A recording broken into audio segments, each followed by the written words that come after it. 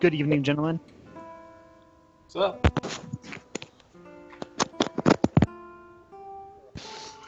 Hey guys. How's it Hey, man, how you feeling? Terrible. Terrible? Terrible? Well, that is hardly ideal, but glad you could join us. Yeah, I will not be going very late tonight, just to warn everybody. Probably like 9:30, 10 o'clock at the latest. Yeah, no worries. I am sure we can make that work. I say like I'm the DM or something. I'm not, but...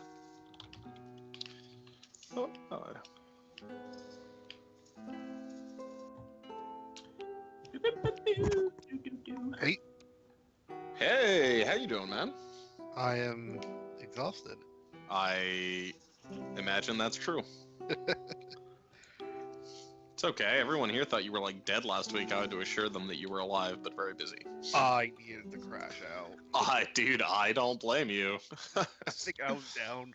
I got off of work at like 7:45. I think I was asleep by 8:15. Like it was just. Yeah. Walked in my door, locked my door, took my pants off, fell asleep.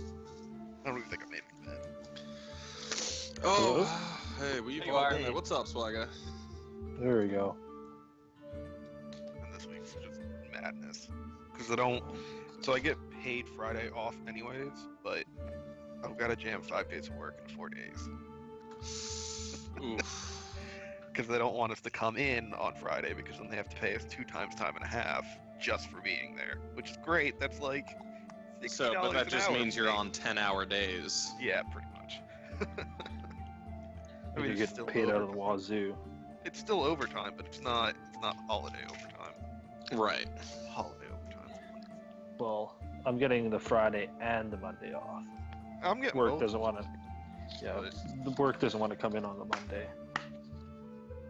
I mean, it's cool that I still get paid for them, but it's just a lot of shit to get done.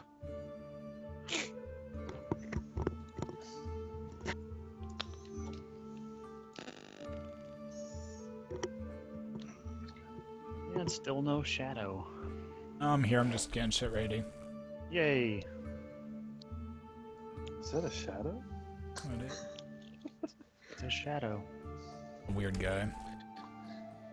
I'm sorry, I don't have everything up and ready the way I want to have it up and ready yet. I've been trying to mess with virtual audio cables to make it so that I can share music and stuff through Skype.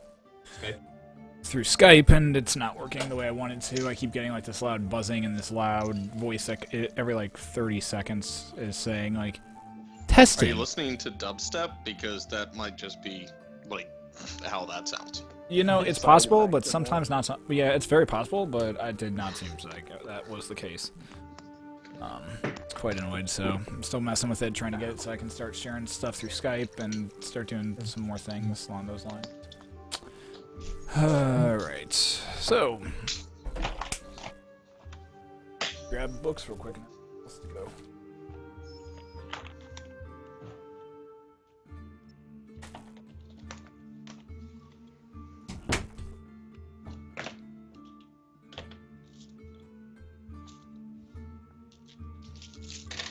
Oh shit, I gotta grab my phone charger.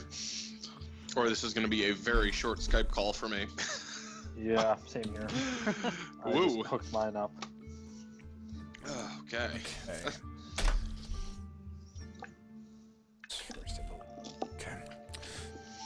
All right. Alrighty. So, Clarissa, did you study for your big test? Sure. You better have. I don't even know what it's gonna be, so Oh, it's gonna be more practical. So.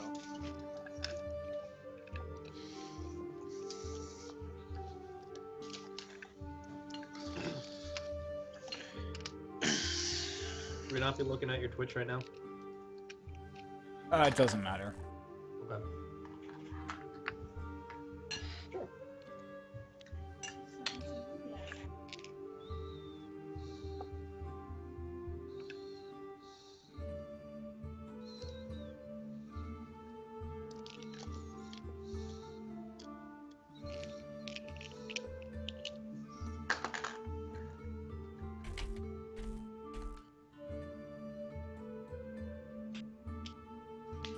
All right, there we go. Now we kind of have up and running.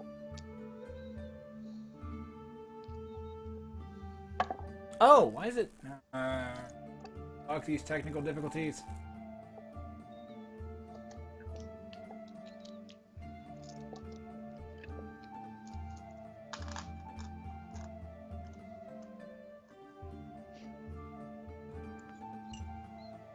Because Ryven touches himself at night.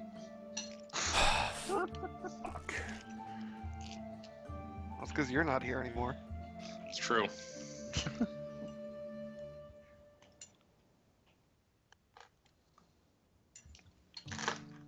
I say that like you're the one who left and not me. Yeah, I know. I wasn't gonna say anything. Because I know you've had a rough few weeks, so I was just gonna let you have that one, buddy. No, it's not bad. It's No. This department's hard. Okay, there we When go. I move, I'll be better. That's slightly better. Okay. Oh, it's weird. Your banner just like popped in pieces. Yeah, because that's how I have the overlays. Okay, getting started here. How's everyone week's been going? Good. Long, Going. and emotionally I've been draining. nervous for the last few days. Sounds about right. Little off-put because I don't have the right lights up, but too busy not worrying about it. Okay. Alright. So, we pick up again where we left off last time. After taking some time to patrol the streets and continuing to explore Eros and find different areas and places that were around, the adventuring group once again found really no significant clues or anything to the whereabouts of these missing children that have been missing from the eastern side of Zebros. Unfortunately, however, there were some things that popped up, and they ended up having a magical exam where Clarissa and Brea began the application process and the testing process in order to continue on with their, or to apply into Texria, the magic college that is within Zebros. The remaining of the group went about and explored, looking and finding their way to the Temple of Bahamut, as well as to the main gardens area as well. Karma received a. I had to take my clothes off in public. That was fun. Interesting.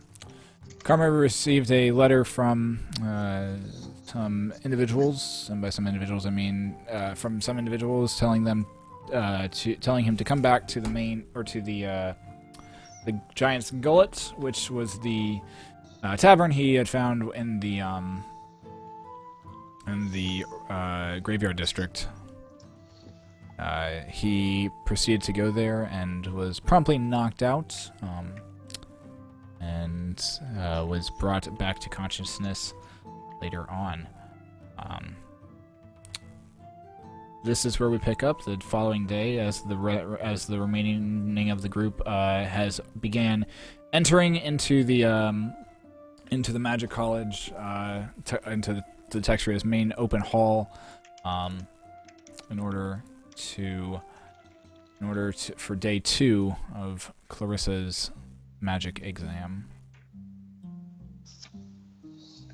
So you guys enter into the main magic hall. It's slightly less crowded than the previous day. There don't seem to be as many applicants, but a fair few are waiting in the hall. Some waiting, by the look of it, just to be admitted into back into the amphitheater area that the last one took place, or that the last exam took place.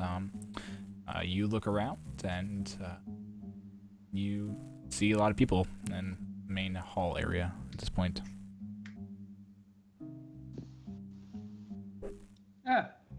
Crowded again. Well, I'm sure after your show yesterday, you probably have some fans. No, I had lots of fans before that, but thank you.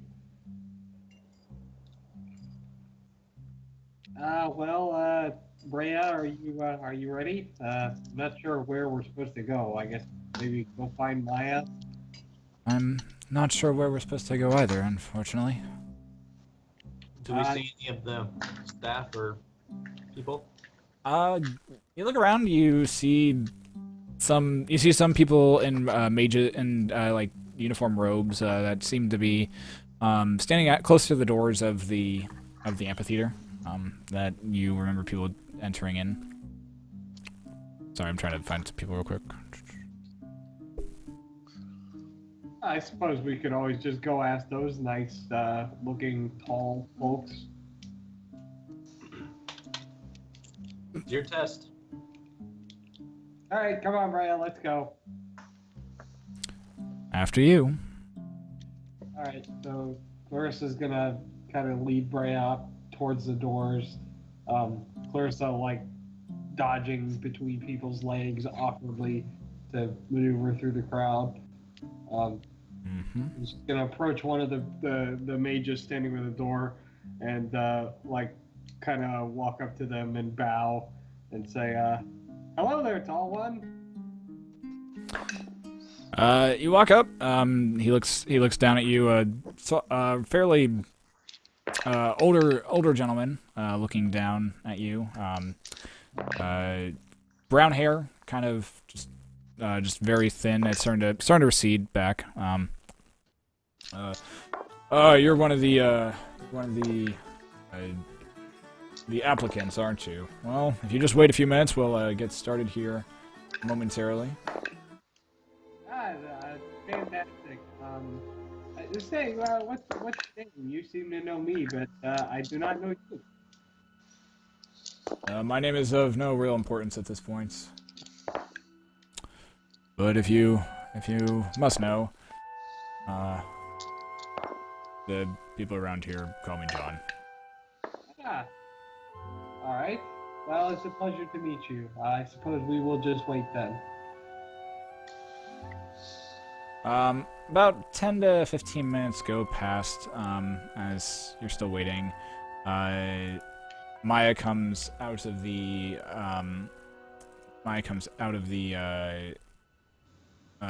door behind you, or door behind the two mages standing in front of you. So sorry that you're having to wait this long. And she looks rather frazzled. Her hair is little more unkempt than you're used to seeing. She is wearing in place of the simple blue dress that she wore last time. She's wearing more of a darker, more formal, very almost more extravagant purple dress this time. Almost as though she's trying to just look a little bit nicer, although her hair is fairly unkempt at the moment. Well, go. What are these people standing out here for? Let them in. And at which point the two gentlemen say, "Oh, sorry, Miss Maya. Just a moment. Clarissa, Brea, you two are up first. Just the order that today, that the people, just the order that the names were drawn today. The Archmage, is the Archmage, Viren Grenwick is here today. He's normally the he's the head arcanist for the city, or for the country of Zebros, and he's also the head of the Mages College here. Although he has been delegating those matters out to me as of late. If you would mind, if you would both follow me, please, we will get you guys all settled in and ready for your exam. All right. What was that name? Viren, Viren Grenwick, Virren space Grenweck. You're the best. Love you too. All right. And at this point, I'm going to throw up my hood as well, being kind of concerned of my identity in this place. Okay. How populated is this, and how long has it been since I've done a perception check for you know what?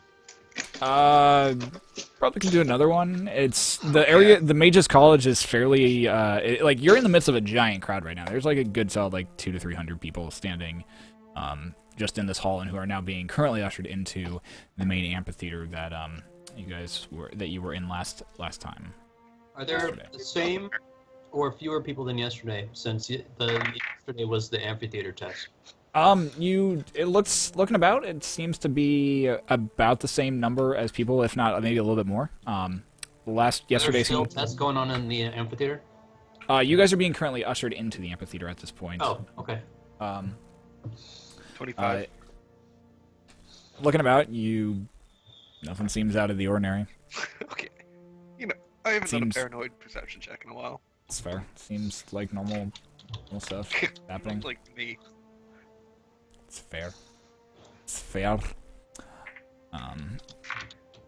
So the rest of you are ushered into the amphitheater, and where yesterday it was more sparsely crowded and like everyone had more room around them, today seems to be more packed. It seems as though looking around, you notice a few applicants who you saw yesterday, who either are waiting in the wings. You see Cass and Alyra sitting down in the closest row possible to the amphitheater. You also look around and you see all the way across the hall a group of individuals all wearing very, very bright, or not very bright, but the same colored purple that Maya is wearing. They're wearing these very, very extravagant robes, gold trim throughout them. Everyone go ahead, and everyone who's walking in this time walking down into the amphitheater make a perception check. So that would be Tyrion, Riven, Emerald, and Salix. Actually, yeah, everyone go ahead and do that. 14. 1. 24. Perception Well, plus I 6, had man. one dice roll last week and it was a 20. So this, I guess, is just karma. And I don't mean you karma. I mean like actual karma. And Riven? Not that you're not. Anyway. Roll an 18 So- on my useless one, and I rolled a 3 on the one that mattered. Yeah. Yep, Riven, natural what'd you roll? I rolled a 10. You rolled a 10? Okay. Looking over the people,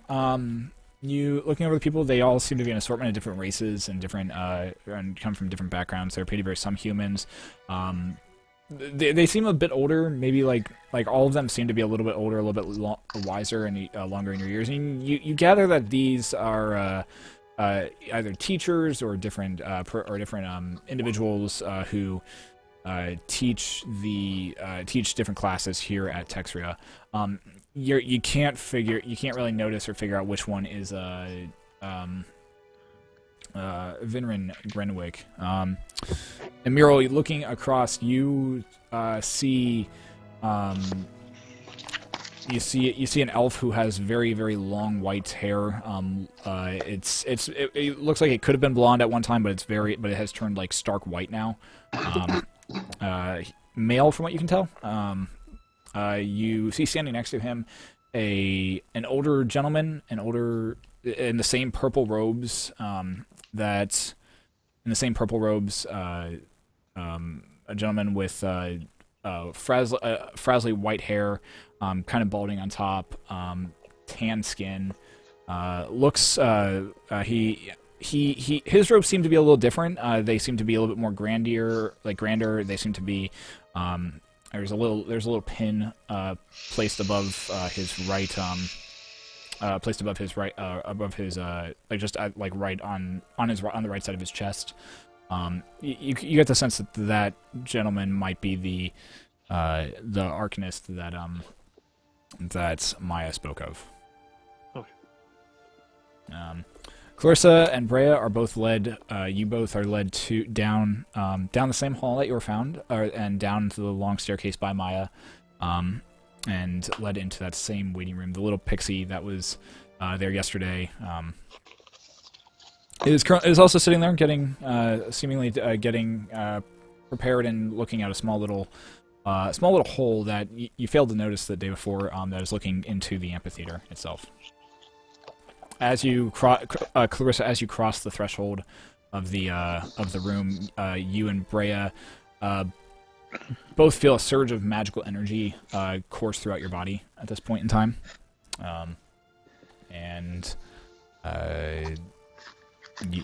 Maya turns to you and,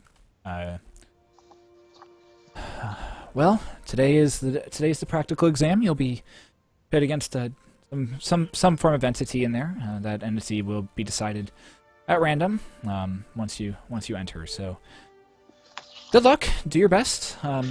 We look forward to seeing the displays of magic that you are able to show us.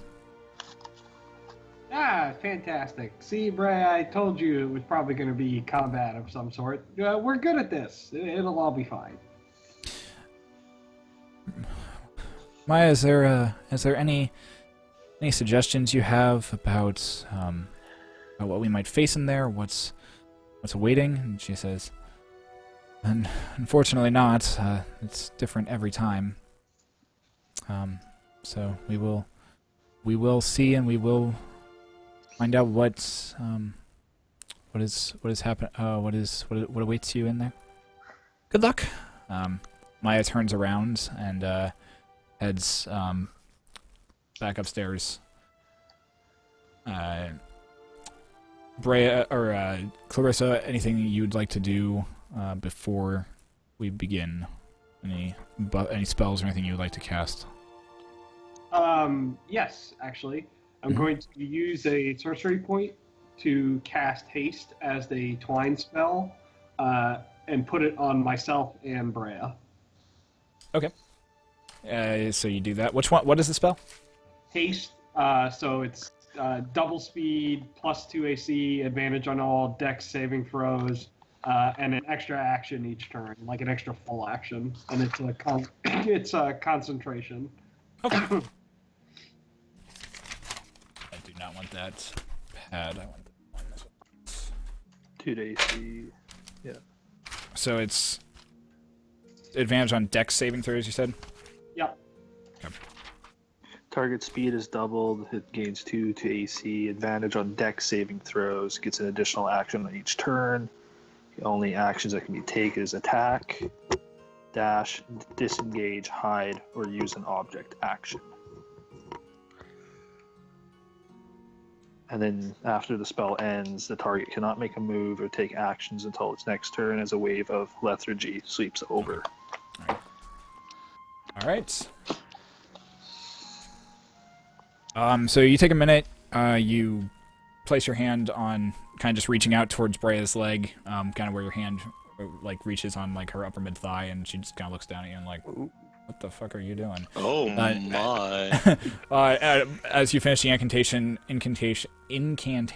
words,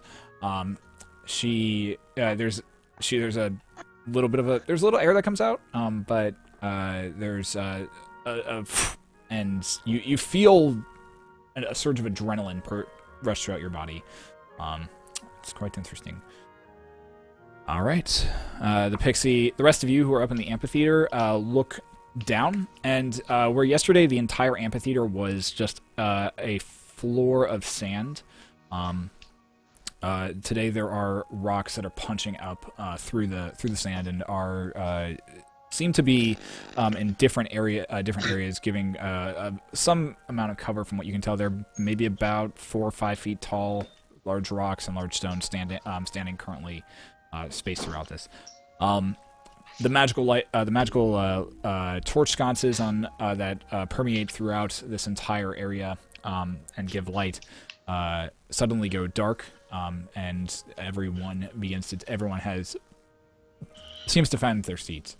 The one individual, there's one still kind of like almost spotlight that is dropped down over onto that cluster of very nice individuals.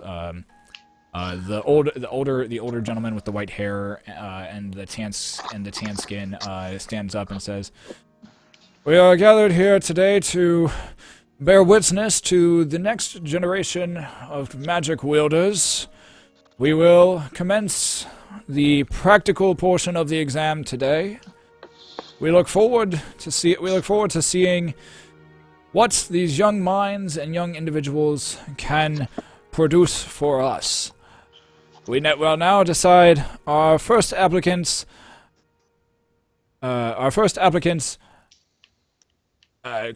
Combative foes in order to progress forward." At which point, a large wheel, like arcane in nature, appears in above the ring. The older gentleman takes his arm and flicks it, and the whole thing begins to spin very quickly. It spins faster and faster and faster and faster and faster, before all of a sudden coming to a straight halt. And the peg directly the plank directly in front of it levitates up. The rest of the wheel disappears, and the only thing that is left is a plank that says, "Okay." All right, okay. That has the symbol of two human beings on it. Is what it does. Is what it has on it. That too also disappears in a flash of arcane as it drops down into the arena itself. Okay. In the waiting room, the pixie looks over and says, looks over to you, Clarissa and Brea, and says, "Interesting choice of foe. Well, good luck." And she opens up the door for you.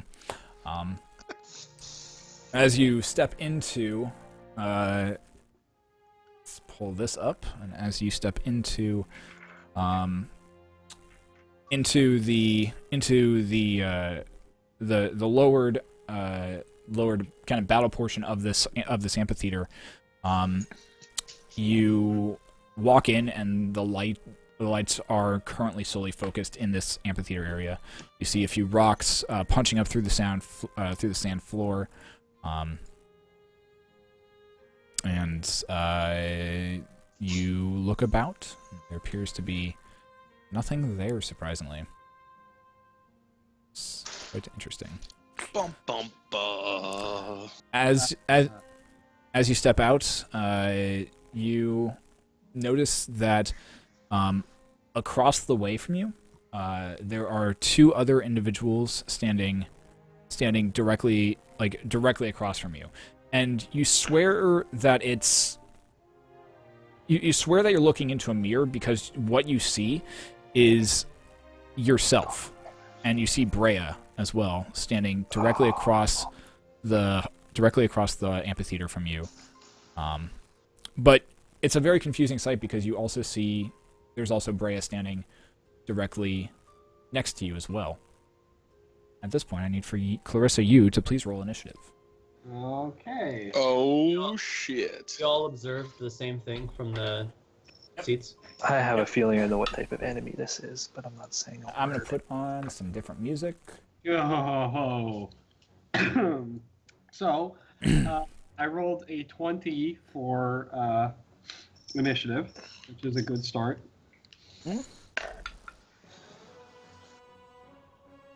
So Clarissa rolls a 20. Rolls a 20 for initiative. Brea rolls an 18 for Clarissa for initiative. Not bad. Ladies, Alright. not bad at all. The doppelgangers. Yep, Roll a that's 10. what I figured.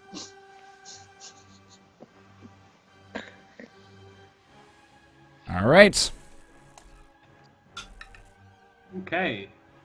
So, who has the top? So Clarissa, starting at the top, it is up to you to begin. All right. So, Carissa's going to point in their direction and shout, "Take out me first," and then like sort of end it on a question mark. And then I'm going to chuck a fireball at myself. All right. Oh boy. So, Well, at As you- least nothing about this should get confusing. oh, not at all. So, go ahead and make your attack roll. Okay.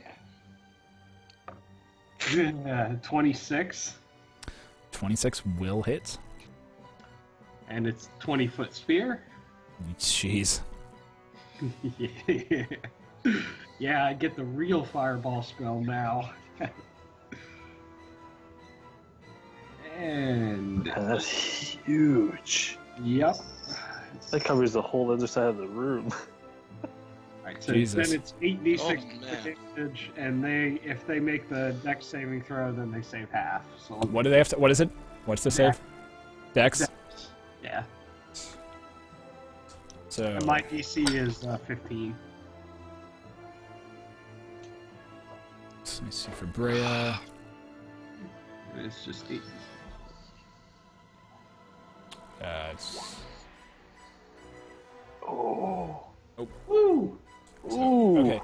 So so Clarissa, so your person, the person you're, the doppelganger Clarissa makes the save. The doppelganger Brea does not. All right. Go ahead and roll your Yes, damage. you really are your own worst enemy. 2 So- points of damage. Oh wait, hold on. That was without. She forgot to roll it with advantage, and she rolls a nat 16 on the second one. So they both do make their saves Wait a minute. Why does she have advantage? because you cast haste on yourself and on Brea, so they got it as well. Oh. That's awesome. Wow. Oh man, this is gonna be great. Hold on, I gotta go, Go make ahead. some popcorn. Go ahead. Myself a drink. 32. Go ahead and roll damage, please. 32. 32 halved, so it's 60. Hang on a second, though. Wouldn't that have broken her concentration, broken the spell? Then? No. I get a roll. Fireball's not a concentration, or not Yeah. a concentration spell. I don't know No, how this enemy type works. You It's almost okay. the critical roll. You that can use a spell I got you. on I got you guys. concentration, but you Yes. cannot use another concentration on concentration. Yeah. Yeah. Unless you do it as a one-off, which fireball is not a concentration, just it's an attack. So, so that's, let's see, 32 minus. Does the doppelganger have to make a concentration check? They already did. Oh, okay. And then I'll use my, since I'm So still 16. hasted, I will use my freedom of action here to dart over and kind of hunker up behind this rock. All right, go for it.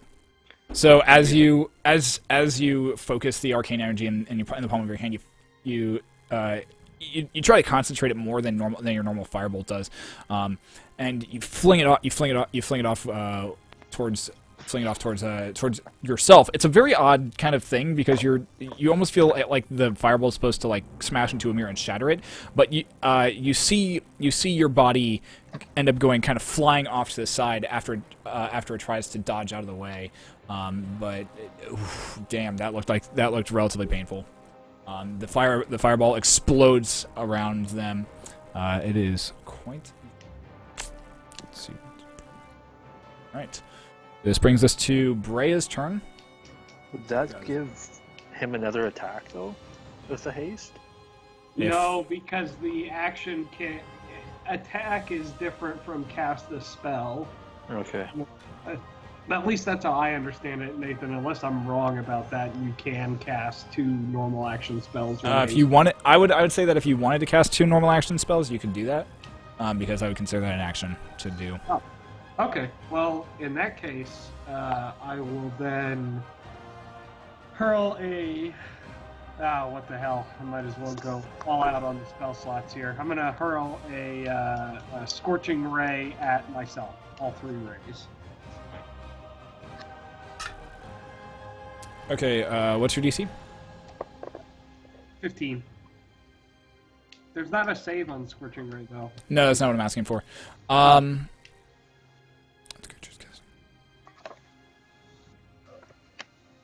Okay. So as you go to cast your second attack, you see the Brea from the other side of the pit muttering something underneath her breath and moving her hands in some weird fashion. As you go to and make the action, raising your wand, getting ready to fire, your wand kind of sputters.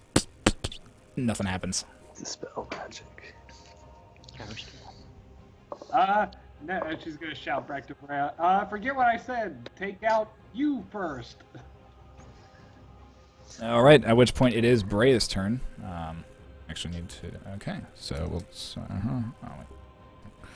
Okay. So Brea looks up and is like, okay. She reaches into her bag of holding and pulls out this long, very ornate staff.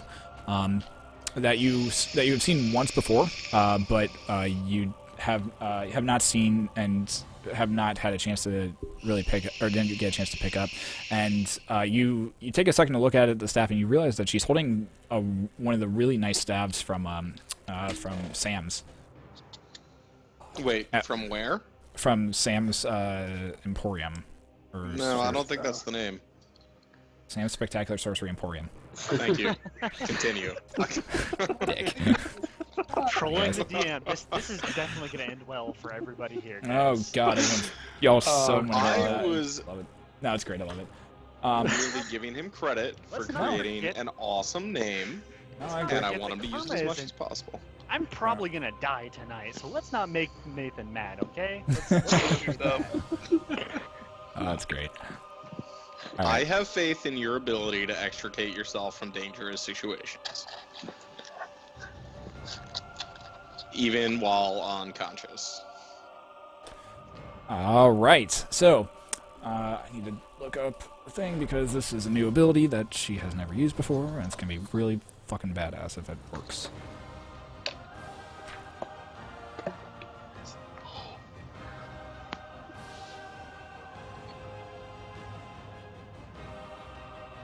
Man. Okay, so as soon as the fireball explodes and begins to dissipate, Brea looks over. She takes her staff, twirls it in the air, and slams it into the ground. As she does, three rays of red energy go firing off from the top sconce that is placed on top of the staff. They go streaking off towards herself, and she ends up. Roll this super quick because she has this.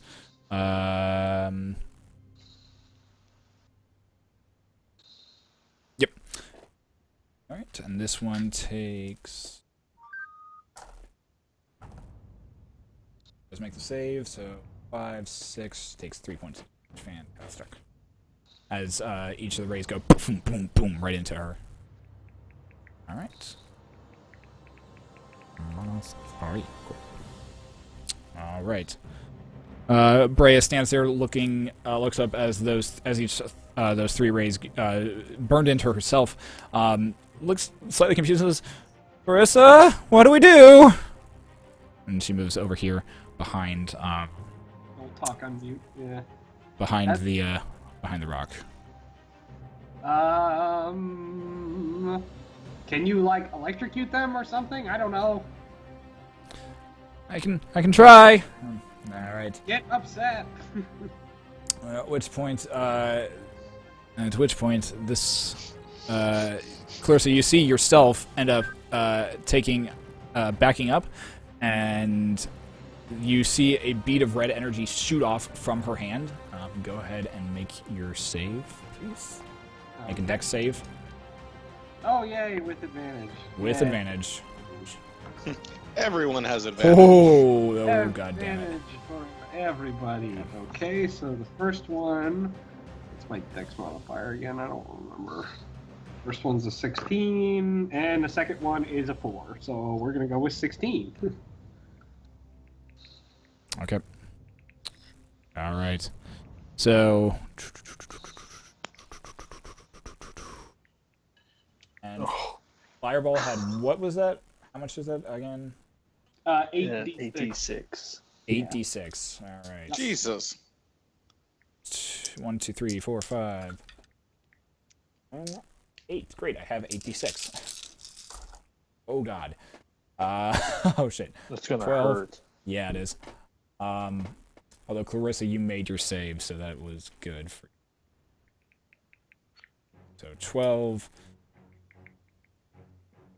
18, 19, 20, 21,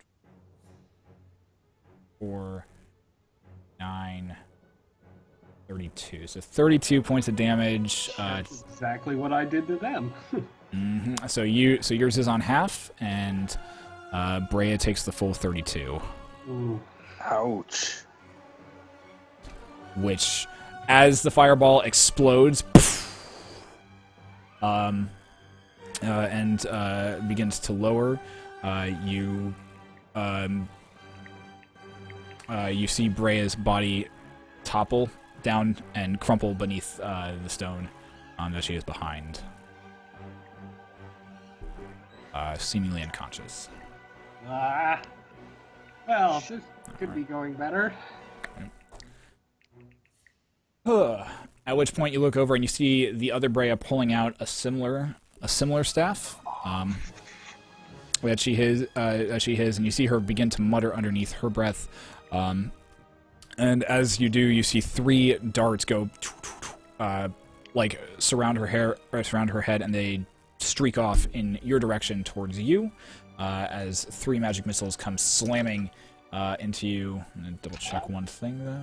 Papa, I would like to use my reaction to put shield on myself. Go for it. Do you roll for reactions? I think it just happens, right? Double check the spell itself, but Yeah, I don't think it says anything. Let me check. I'll pull it up real quick. Check the actual Shield. spell. Yeah, shield.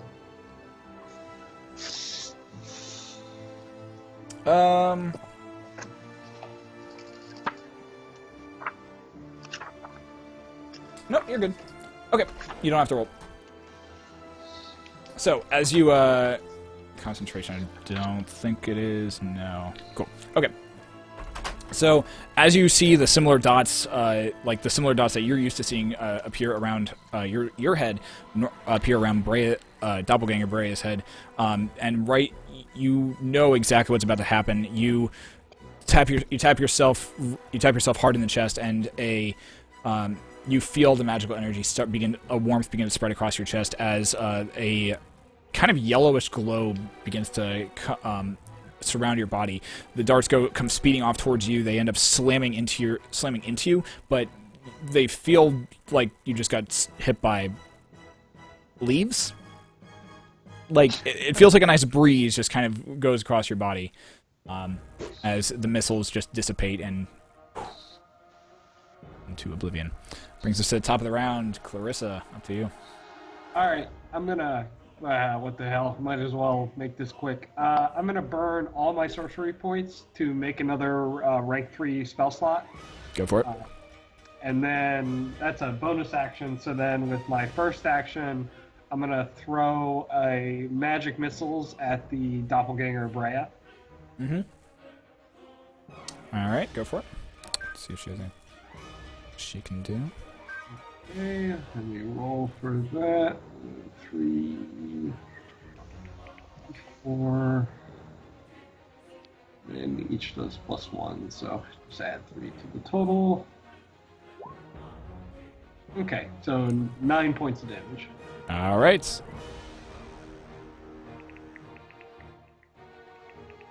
All right. So all three missiles go slamming into Brea. You see her try to use her staff to like almost to try and slash them out of the air, but they manage to slip past her defense, slamming directly into her, slamming into her chest, the other one slamming into her leg, another one slamming kind of into her head. So her entire body goes flying, goes skidding backward about a good solid like 3 feet.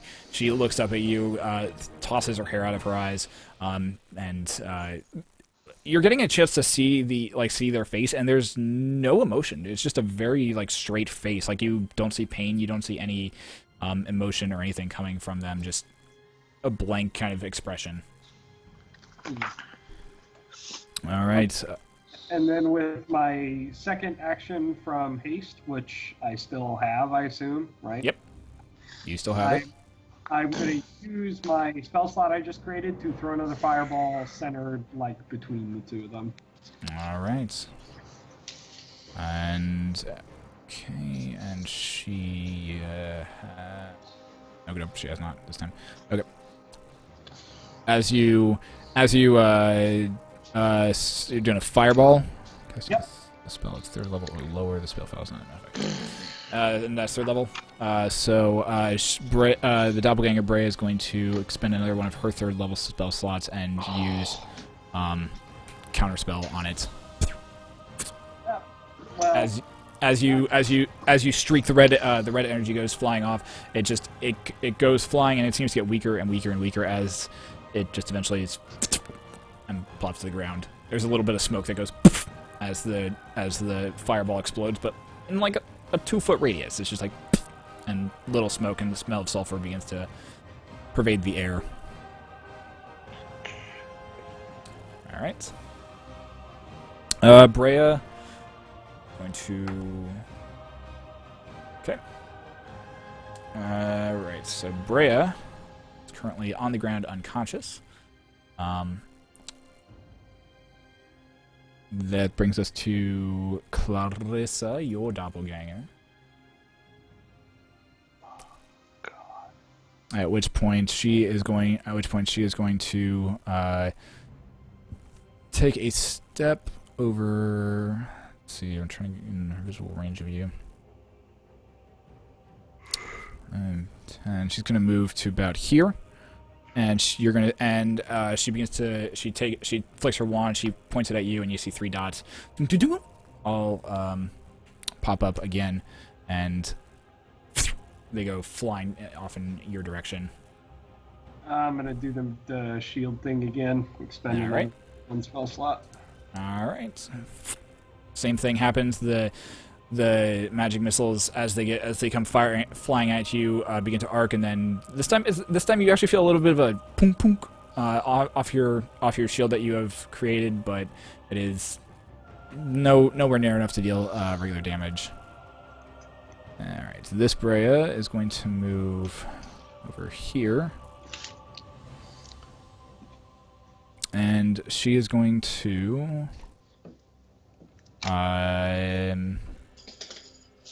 See, what is she going to do? She is going to.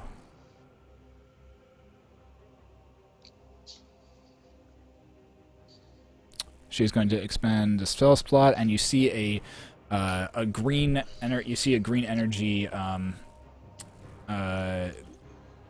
come off from the begin to coalesce at the top of her staff. As she does, she brings the staff down, points it directly at you, and a green streak of energy comes flying directly at you. Let's roll see if it attacks and hits. 12 plus your attack modifier is that's a 17 to hit. Yeah, unless I get some kind of cover, that'll hit, even with the shield. You get don't you get +5 to your AC though with shield? Yeah, but +5, +2 as well for haste. Yeah. Oh yeah, so that would equal my AC. So unfortunately, it still hits because it does equal. All right. 8. And you take 3 points of poison damage as the green ray sinks into your upper shoulder. You feel like go numb for a second, and then all of a sudden a quick shock of just as all the nerves seem to be feeling as though they're on fire. You're able to shrug through the pain, but oh, that hurts. This brings us back up to the top, Clarissa.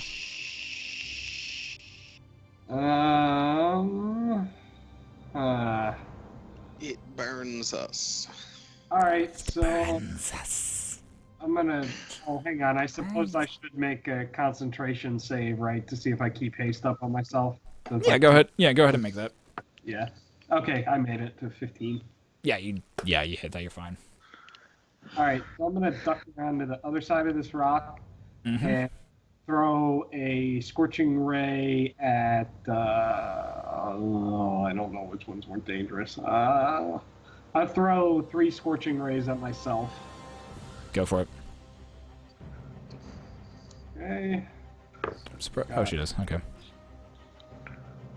Okay, so the first one is and I have a +1 from my new wand, and my proficiency is now a 3, so that would be a 7.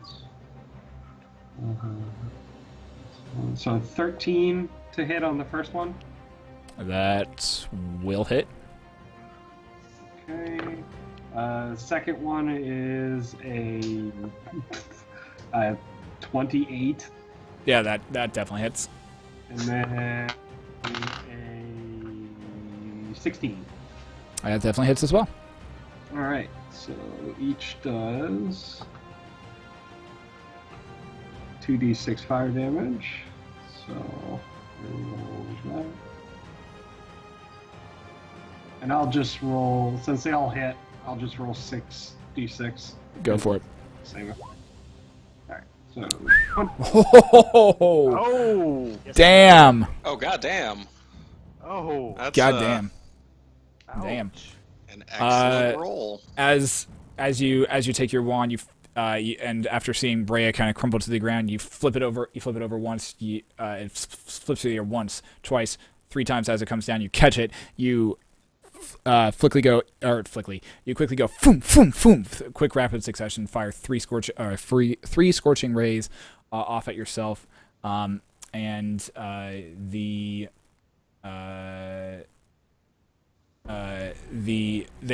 3 of them go slamming into your chest. 1, 2, 3, right after each other.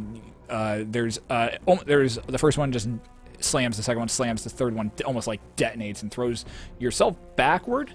As you see your doppelganger go flying backward, just as she's falling, her form begins to shimmer, and all of a sudden shatters into a million pieces.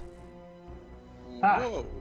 One down. As those pieces begin to float upward into the oblivion. Cool. All right. And I'll use, since I kept my haste, I'm gonna burn my last level 2 spell slot and Go for hurl same thing again at Brea. Go for it. First one to hit is gonna be a 19. That'll hit. Then an 8. That one misses, unfortunately. And then a 19 again. All right, second one hits, or the last one hits. All right, so 4d6 damage. Damn. All right. After you see the other one, after you see yourself explode into a million pieces, you take your wand and still feeling the adrenaline pumping through your system, you flick another 3 scorching rays directly quick beads of like red light that go flying. The first one goes flying off and slams into her. The second one, unfortunately, your aim's a little bit off. It slams into the rock directly next to her, and it just embeds itself, leaving a nice burn mark there, and that begins to smoke. The third one slams into Brea's doppelganger at that point, and you see her take the damage. Her head snaps up and looks at you, still the same blank expression on her face, but she looks like she's ready to go. All right, so now it's Brea's turn. Let's roll. Let's see what's happening with her. Okay, good. Brea,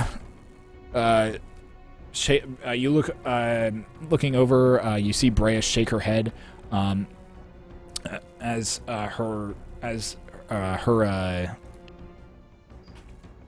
shake her head, looking down at herself, kind of a little confused on how she's alive, but she stands up, using half her movement, and she looks fairly annoyed at this point. She's going to move 5, 10, and gets to about there, and you see her eyes all of a sudden turn that same light blue that you saw in the battle in the forest. There's almost sparks and electricity that begins to come out of her eyes. She takes her staff. She points it directly at herself, and a blue energy begins to course down her arms onto the staff and fires directly at herself. Natural 17 to hit. Okay, that's gonna be fun. She's gonna cast that at a 3rd level. That's gonna be 3d12. Oh man. Ow. Ow is right. That is not. It's bad touch. Oh damn. 18. 22 for 22 points of damage to himself. As the blue arcane lightning bolt goes streaking off towards herself, it's almost a weird like lightning, but it's almost like you see blue fire also crackling off of the lightning as it goes streaking off to her doppelganger. It slams directly into her chest. It begins to spark, and the doppelganger stands there for a second, looks down. The entire body begins to course and shake and seize before it also too shatters like glass into 1,000 tiny pieces and begins to float away.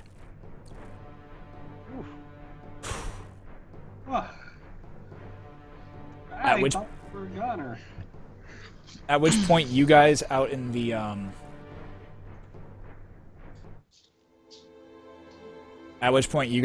auditorium, you've been hearing the reactions from the crowd from this entire encounter, and throughout it you end up hearing gasps. You hear a few kind of claps and cheers from other individuals,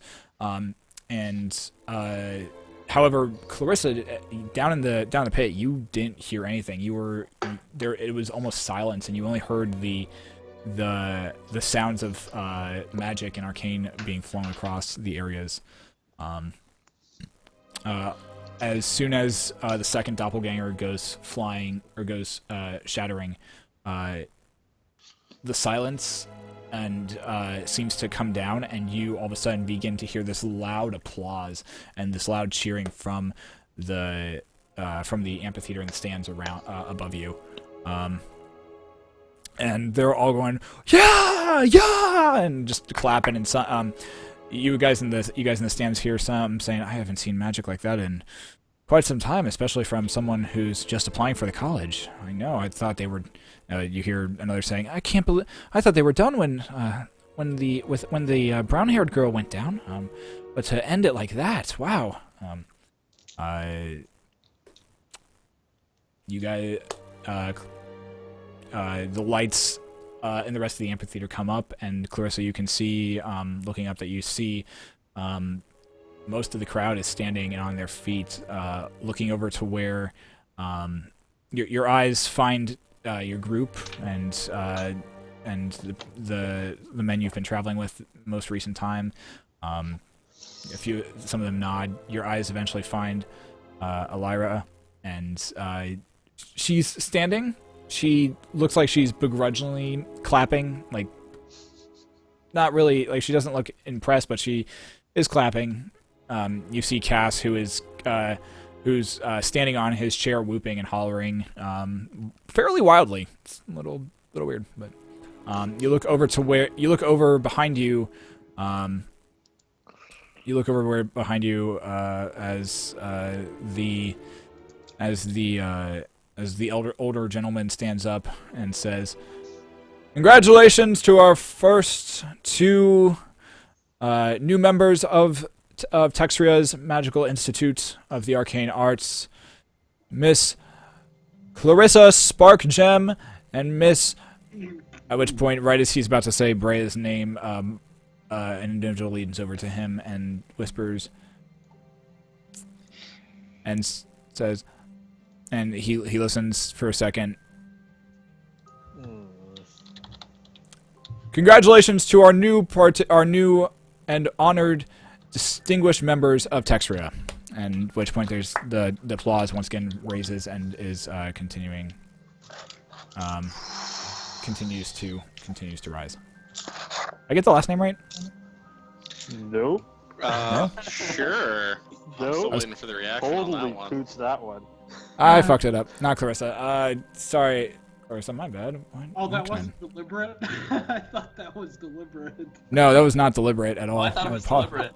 I did too. I almost thought Should've that he played might have that messed off. up on the. No, that was not deliberate. No, it was supposed to be. It's supposed to Before she turns and leaves the stand, Clarissa's going to turn to Elira and salute her, like, extravagantly with her wand. Sort of like how Elira- Spencer would salute her opponent. Right, Allura just Allura just kind of she looks at you, arms crossed, and just her cheeks are a little puffed out at that point. So worth it. Alright. Fuck And is then that she'll for? walk out. Oh. Why, Oh, for the okay. love of Christ, can I not remember your last name? I thought Sky we Tinker. Thank I you. made Ira's, like, start with an S as well, and they're like the Yeah, same. Sky Tinker, that's right. Yeah. Clarissa Sky Tinker. There we go. Ah, That's what he shouts. Finally, he's like trying to say it above the crowd. The crowd. The crowd's just giving you an enormous reaction. We're cheering the loudest. Absolutely. Now that That's we great. realize that there's no awkward moment where you just accused her of being part of her rival family. Just like, we might have awkward. to save this guy. They might be getting more magic than they bargained for. It's awkward. Yeah. Cass, as you're looking up, Clarissa, you see Allura kind of just standing there, arms puffed. Cass actually has his bow, his bow for his violin out, and is returning your salute to you, back down with it. And he pushes off the side, back down, and lets his bow hang, be very straight at his side. Almost as though returning your salute. You walk off back into the waiting area. The pixie in the waiting room says, "Wow, just wow! It was some form of magic. Normally, no one ever survives the doppelgangers." thank you. I thought we were toast when you went down, Bria, but you managed to pull yourself up there. It was odd. Normally when we get hit like that, you stay down, but it was different. I didn't feel like I was in pain. I just felt, I don't know, something seemed to heal me a little bit as we are. The pixie pipes up and says, "Yeah, that's the magic of the arena. No one ever fully goes down, but they normally are down for a round or two, in which point, if you're down for that long, the arena does at least, bring it back a little bit. So it's part of the magic here." I never got your name, little thing. I suppose we'll be seeing each other now that we're part of this fine establishment.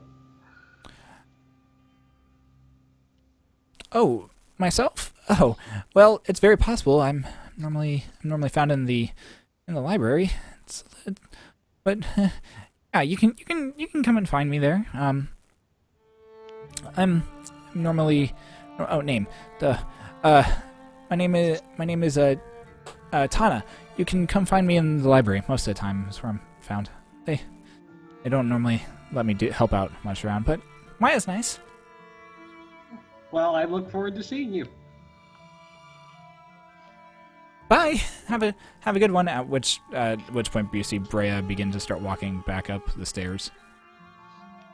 Are we still in the amphitheater, or have we come out? Yeah, you guys are. If you guys want, I don't know where you guys are currently still sitting in the amphitheater. At this point. Hey, we should probably go find her. You know, Probably go back out to let's go find them. the main.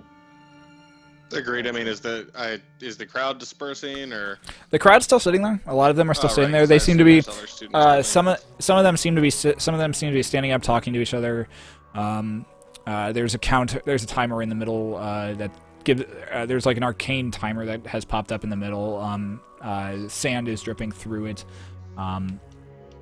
back into the area. At which point, it looks. It's about halfway done at this point in time. There will be a few minutes intermission while we set up for the next exam. Says the same guy in says the same guy from before. Okay, All right, well, well, we're gonna go out and find our friends. Agreed. Mm-hmm. I doubt anyone's gonna be topping that. Yeah, because I mean, the best applicants have gone. I mean, what else could there be? Yep. As you walk out into the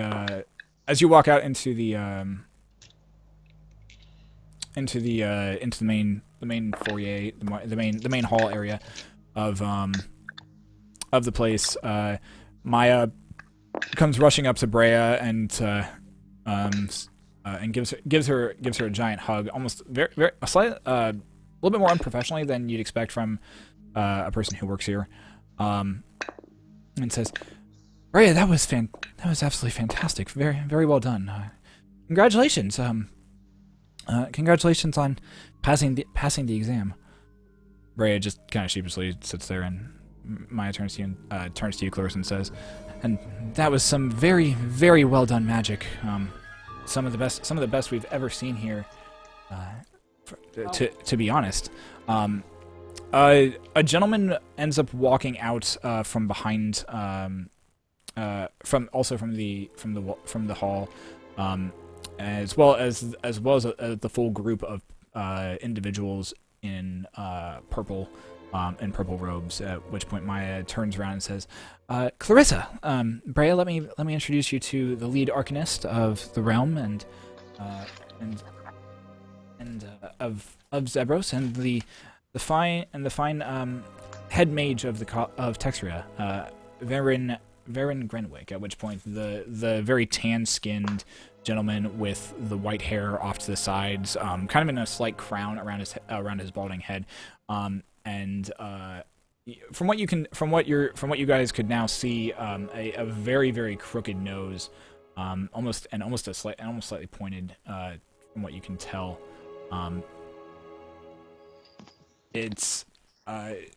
He steps up and says, "That was some very, very fine magic. We look forward to seeing you here more often. And might I inquire from where you both are from?" Brea, go for it. I am from Gadget's Peak.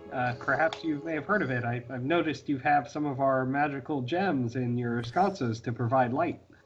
Yes, Gadget's Peak has been quite helpful and useful in bringing and allowing for us to utilize some of their gems that they mine from the earth and that they are able to bring to us. It is much appreciated. We do quite a lot of business with them from here in the future.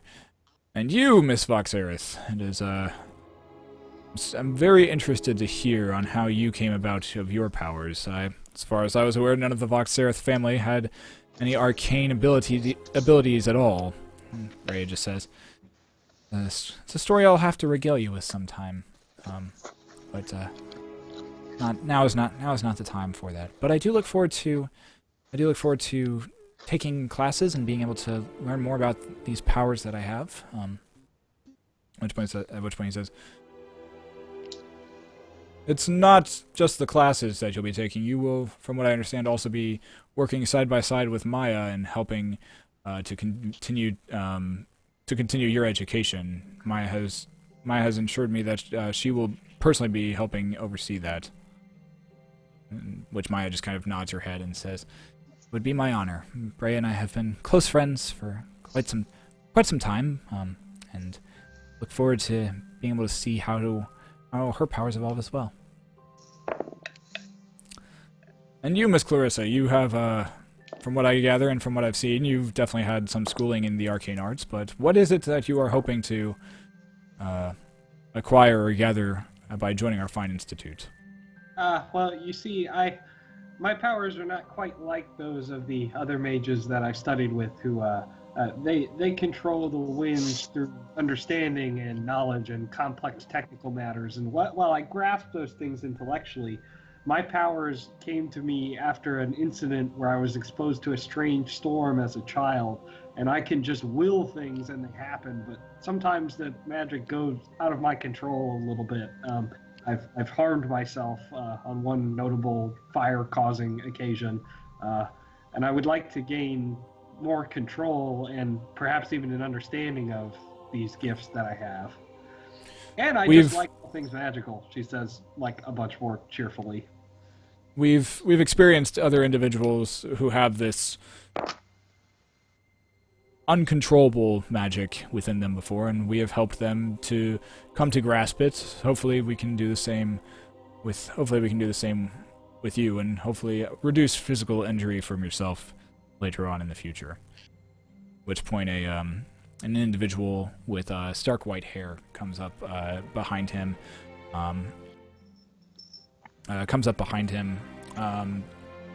And just whispers in his ear and says, whispers in his ear, and he says, "If you excuse me, I must be on my way. We have more applicants to test. I believe you know Alira, Spark Gem, and she will be beginning her exam here shortly with Cass." Well, I would definitely like to watch that. We're from the same city. He gives you a look of almost knowing that just knowing that you almost mean that sarcastically. Do as you wish, but do not interfere with the exam. As she was kind enough not to interfere with yours. He turns and leaves. The rest of the group come up and shake your hand. There are some of them rather enthusiastically. You catch a few names here and there, none of which you can fully remember. Just of different teachers and different professors who work here. Some saying some just like, "Wow, that was some fantastic magic," or "That magic was beyond what we were expecting from one from Gadget's Peak." Or Brea seems to be kind of almost shoved off to the side, which you gather is pretty much where she would like to be at this point in time. Eventually the crowd disperses and heads back into the amphitheater. Wait, have we found them? Yeah, you guys found him. You guys found him, like... Were we there the whole time? Yeah, you were there the entire time. Oh, good to know. Hey, that was awesome. You should shoot fire like that more often. Yeah, it's funny. I just figured out I could make big fiery explosions like that last night. Huh, that's impressive. And Clarissa, just make sure that none of us are around when that happens, because it looked like it hurt a lot. Don't worry, I would never dream of accidentally blowing anybody up. You Just sure like you'd about never that? dream of accidentally poisoning someone. That was not my fault. I blame society for that. Too. Fair enough. Well, given your display in the arena down there, I think we have faith in your abilities. Well, I don't know what the rest of you were doing, but I would definitely like to watch Elira attempt this challenge with her boyfriend. Her boyfriend. Yeah, Yeah, boyfriend. that Who's her Catholic she's with. Yeah, it's she just kind of begins to giggle somewhat uncontrollably. Is it that halfling bard guy we saw yesterday? Yes. I never pictured her stringing a bard's bow, but Oh my. there you have it. Well, Clarissa, you know you're in public. Come on, be more civil about this. that's very civil. I look at Clarissa and I just turn away and I walk towards Brea. I'm sure she makes him hit all the high notes. Oh God. Anyway, I would like to watch her trial and then spend some time in this institute I am now a part of that I worked so hard to join. I say, perhaps we could use the resources. We have a lot of questions. Yeah, I was. At which point Maya walks. You just have your foot through the door, but. At which point Maya walks over to you and presents, says, "It's customary for those of us who have joined the institute to have some way of at least acknowledging each other." And she places in your hand a pin that is a golden triangle with the middle hollowed out. You look at, as you look it over, you realize that she has one above her on her like on her on the right side of her dress, pinned just above her chest, right about where her heart would be at. Sorry, left side, not right side.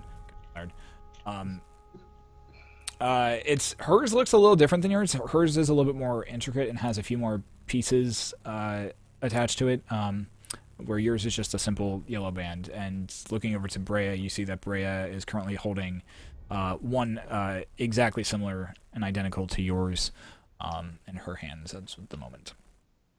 Oh, why, thank you, Lady Maya. I will be sure to wear this, and she'll pin it in the same spot on her dress that she sees Maya wearing hers. Yeah. These pins allow for you to actually come on the grounds at any time of the day. Normally, Texria is open, is fairly open to anyone who has passed the exams. All you have to do is just present your exam at the front gate, and you'll be allowed in. And the magical defenses will allow for you to stroll on up here without being harmed. And what about the rest of my party? Is it only myself and Brea who are admitted free access, or can I bring a guest with me? At which point Maya's eyes narrow a bit, and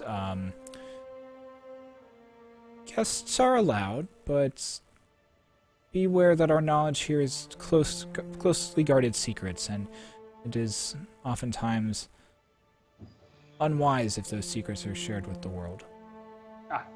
I understand fully. Is there any way that I can serve the institute that I am now a part of? If you come across any magical objects or that you think are worth us studying, or that are maybe long forgotten magic that we are not aware of, feel free to bring them here. The institute is always looking for arcane relics of any form that you can that we can continue to study and continue to potentially grow our understanding of magic. I'm sure you've heard of the airships around that have been flying around recently. Those have been a recent breakthrough with our abilities in order to make those ships at least airworthy. So any magical, and those came from, and the technology from that came from relics that we have been able to find, or that were found years ago by by different adventuring groups. There is, of course, always a reward for anything that that you find and that you may be able to bring back for us. Oh, well, fantastic. Is there anything else I should know before I return to the amphitheater about the institute and being a member and such and such? Classes are available most of the time. We are in the midst of signing up for them right now. But if you're wanting more private tutoring in order to be able to control your magic a bit more, I'd suggest either contacting that individual who you'd like to train with directly and see what set up time with them, or use some of the practice rooms that we have here in order to continue to hone your skills. Well, fantastic. Is there a staff directory somewhere where I might find out about who the instructors are? She points you over to a large, kind of a large like wooden shelf that's on the side of the wall right now, and you walk up to it. You feel a slight breeze, even though there's no windows or doors open in the area. You feel a slight breeze as you reach your hand towards it. And you pluck a piece of paper from it, and it simply says instructors, and there's a list of about 30 or 40 names on it. Maya's is at the very top of it. And there's a few other names, none of which you recognize though. Okay, excellent. Thank you. Arcanist Maya, well, where might we be able to find you later today? Later today, I'll still be helping with the exams, but possibly tomorrow I'll be around here. I have some business in the city later on, but most of the time I'm around here, trying to help students out with I can. I know Bray and I will begin studying later on, probably later this week, more than likely. Not to be presumptive on Brea's part, but since you mentioned you have business in the city, perhaps you could join us at the Voxerath estate late tonight for a meal, perhaps? She looks a little flustered, and she says, it would be nice to get out for once in a while, but unfortunately tonight is no good. Our exams go quite late into the evening, as we have been progressing forward, and there's also some other research that I need to be working on. Well, I understand. Arcanist Grenwick was only here to see a few of the exams, and those were the first 4 exams that were to be held today. And after that, he's heading back to the council and in the Cloudtop district in order to continue his duties as the main Arcanist. Well, I see. Well, we shouldn't keep you any longer. I'm sure you're eager to get back to the exams. But I will seek you out or any of the other staff if I have questions. Very well. At which point she gives kind of like a slight little curtsy. You look over at Brea, and she just kind of rolls her eyes over at Maya, and Maya turns around and heads back into the amphitheater. Well, all right. I am rather chuffed, guys. I am so happy. Yeah, at which point, a lot better. At which point you see the doors of the amphitheater begin to close, and the lights begin to dim. Coming. All right. No, let's get in there. Go, go, go, go, go. Faster, faster, faster. As the rest of you rush into the amphitheater, you quickly find your seats again, just as the lights begin to dim, and the doors close behind you. You notice that Brea did not follow, and it's just the rest of. I stayed behind as well with Brea. Okay, so it's Muriel and Brea in the main room. Anyone else staying behind, or is everyone else going through? I'll stick with Clarissa. Okay. Yeah, I'm good. I didn't see that. So Salix, Tyrion, Clarissa, Riven, what are you doing? I'll follow. Okay, Riven, head in. Muriel, you and Brea end up staying out in the main area. I ended up approaching her when Clarissa started making the comments. So. Yeah, go for it. So Brea, what's the matter? You don't seem to be excited to have your entry. I'm pleased. I'm just apprehensive. This place frightens me and can only imagine how my father's going to react when he finds out that I've joined the Magical Institute. He has very strong opinions of those who dabble in the arcane arts. But if you think of it like this, it wasn't very much your choice to have these magical properties within yourself. It was basically pressed upon you. Like, Yes, but from what I gather and from what you've told me, this awakening is exactly that. It was an awakening of abilities and things and powers that were already within myself.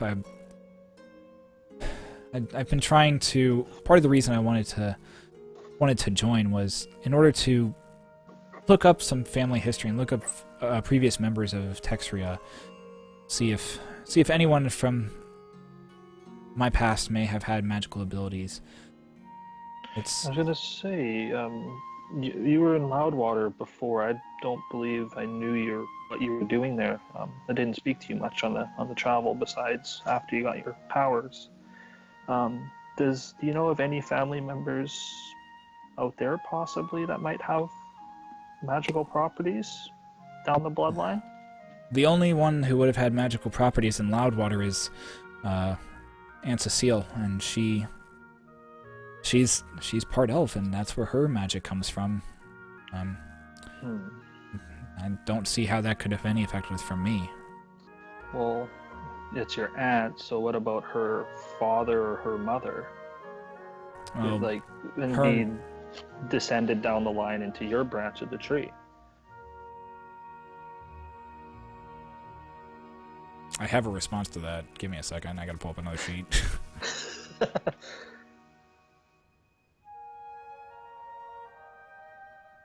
Unfortunately, I highly doubt that. She is only my half-aunt. My grandmother had an affair on her with her husband, or on her husband with an elven individual in her earlier years before she fully settled down and committed to my grandfather, and thus leading to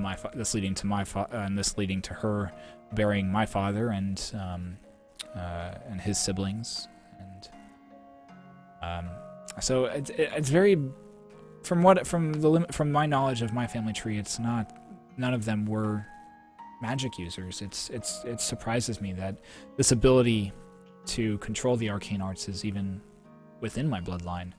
I grasped both of her hands and I mentioned to her, like, when I was a child, I never had any of these abilities of shape-shifting into creatures and creating vines and life with my magic. A very dear friend when I was a kid taught me the basics on how to become, and the druids in Singorn gave me my abilities after training and practice. So you might not be born with it, but you might come across it in your travels, which, as Clarissa said, she had a freak storm come across her path. Anything could have happened to you. There have been memories that have been surfacing recently from what you have told me was the Shadowfell.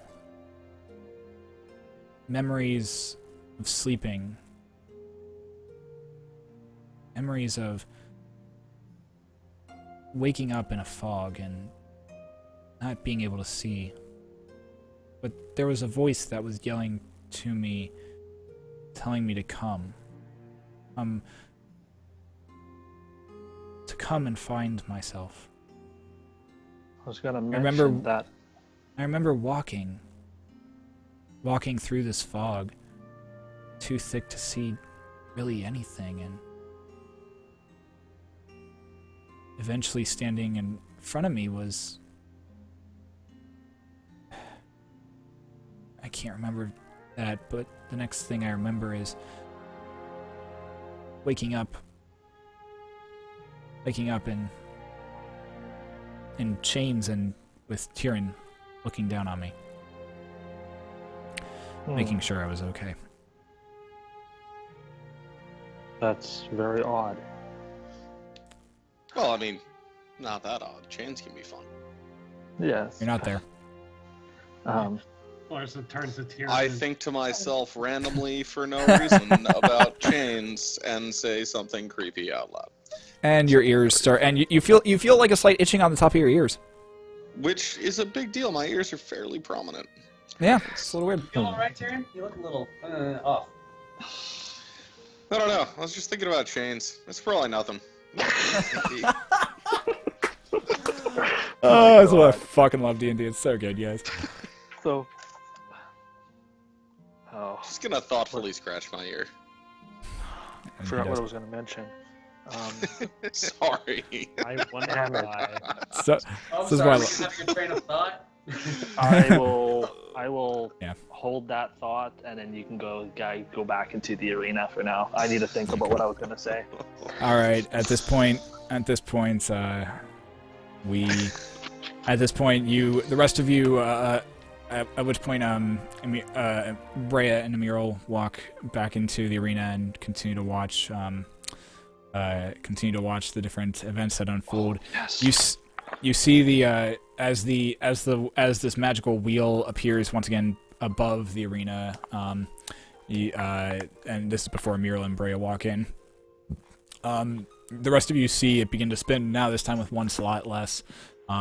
And as it begins to spin faster and faster and faster, it eventually stops it very suddenly, and out of it comes this plank that is now that is inscribed on it with the symbol of two wings and a head in the middle of the two wings. It sinks down into the arena, and as it crests just the top of what the pit is, it begins to sprinkle across the entire pit again. At which point,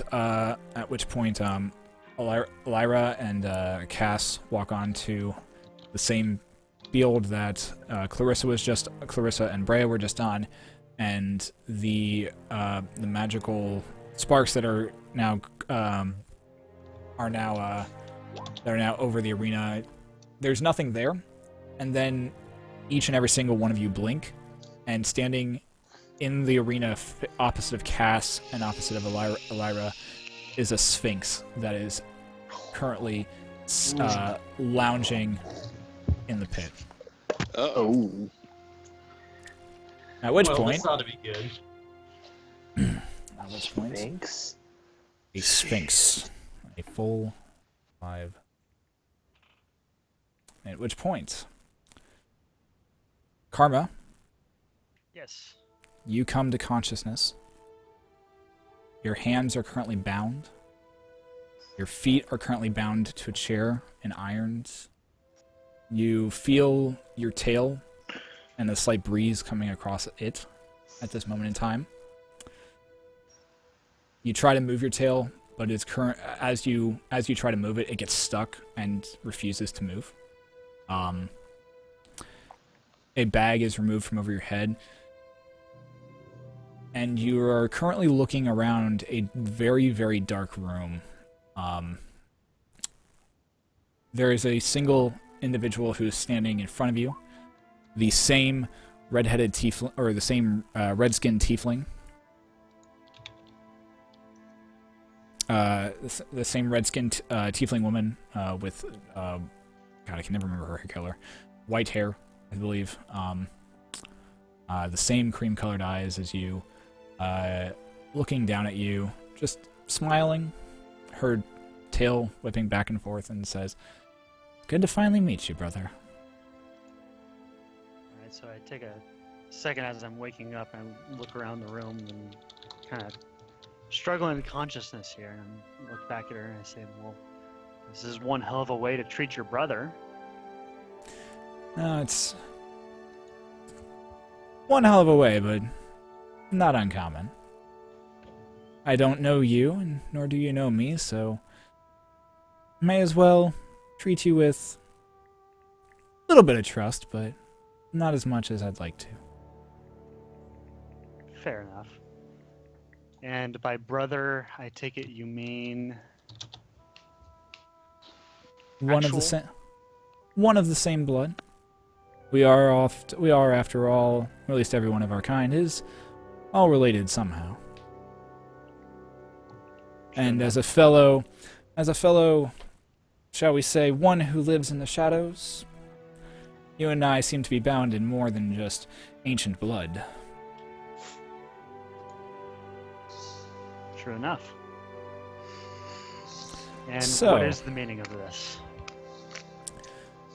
Well, to be fair, one in my position does not get here without always being overly cautious. You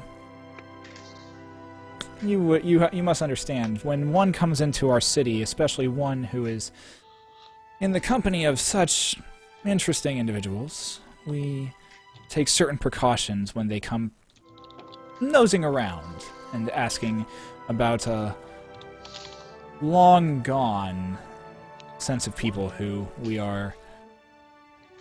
had some, shall we say, not the best of relations with.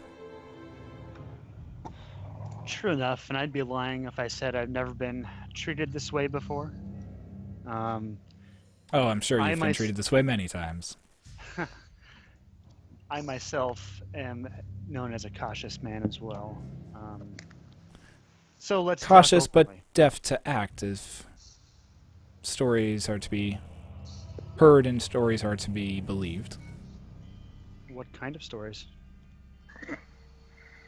Stories of individuals finding their way to the ground or to the sky. These stories of a wandering individual who goes from place to place, passing judgment on others. It's curious that you find your way here. One who walks with our own blood, but seems to be ashamed of it. And yet one who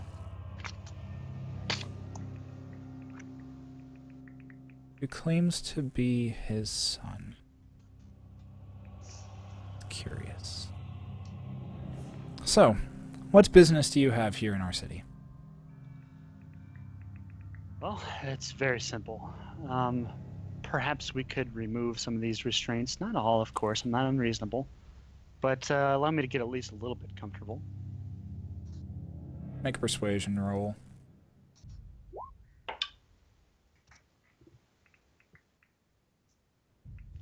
That is 20 total. By the way, I get +8 to persuasion now.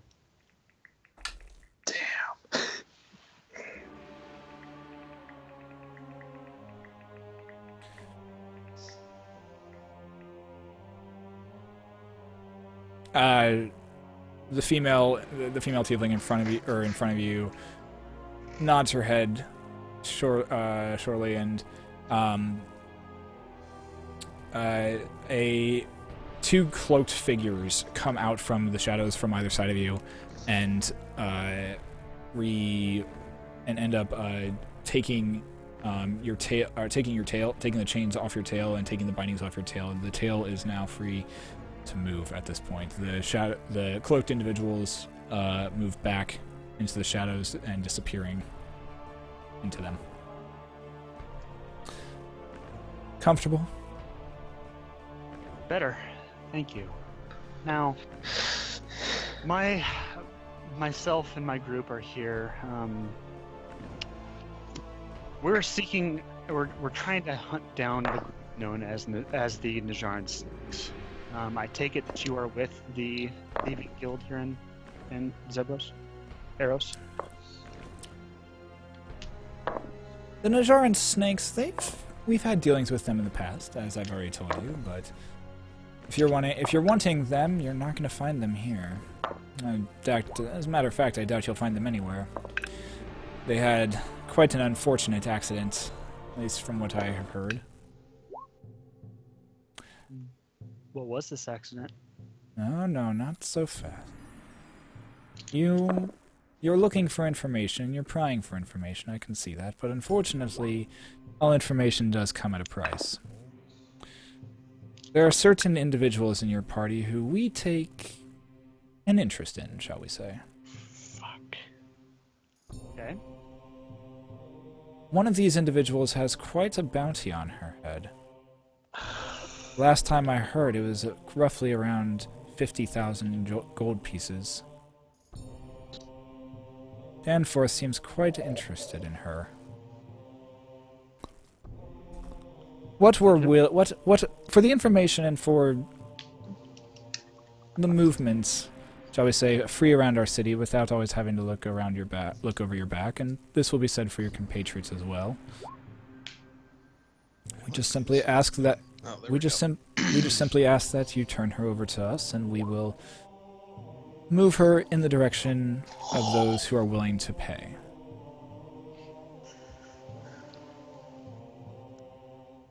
And who did you gain this bounty from? Why, the government of Danforth seems quite interested in her.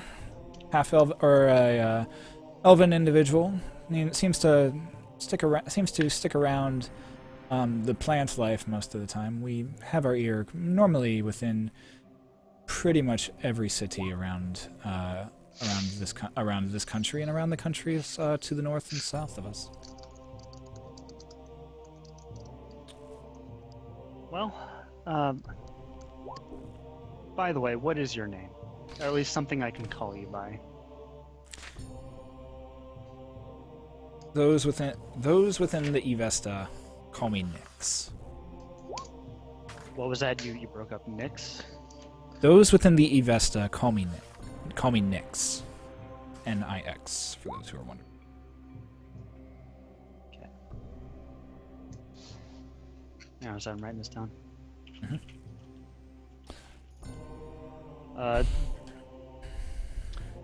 I don't believe that is a price that we're willing to pay. However, I'm not asking May what I? we're willing to pay. I'm asking what you're willing to pay. of course, I don't know if that's a price I am However, willing to pay. Your friend's protection, we can allow her protection here within the city. Otherwise, we would have just taken her already. What would you want for this protection for our entire group?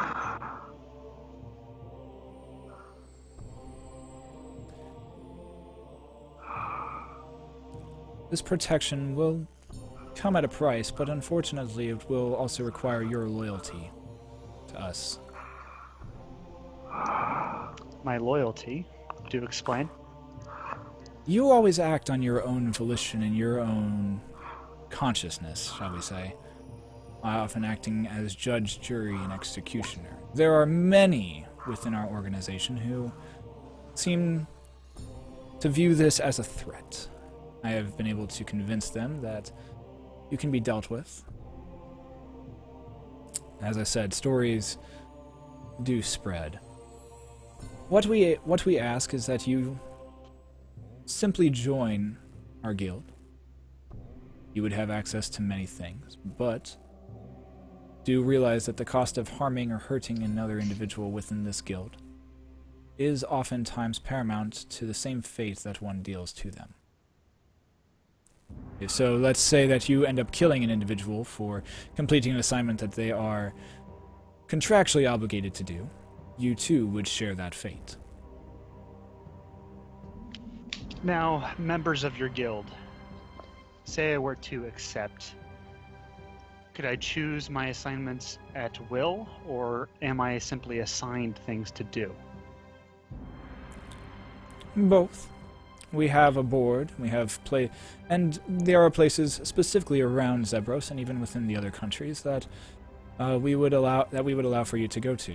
These, shall we say, bounties that you are able to choose for yourself. But in times of need, we would ask for your undying cooperation. Now, okay, Nyx. I understand the point of caution, and I understand the point of making sure that I'm not going to try to turn you in or anything else like that, but... Oh, I'm not worried about turning me in. I've been caught many times.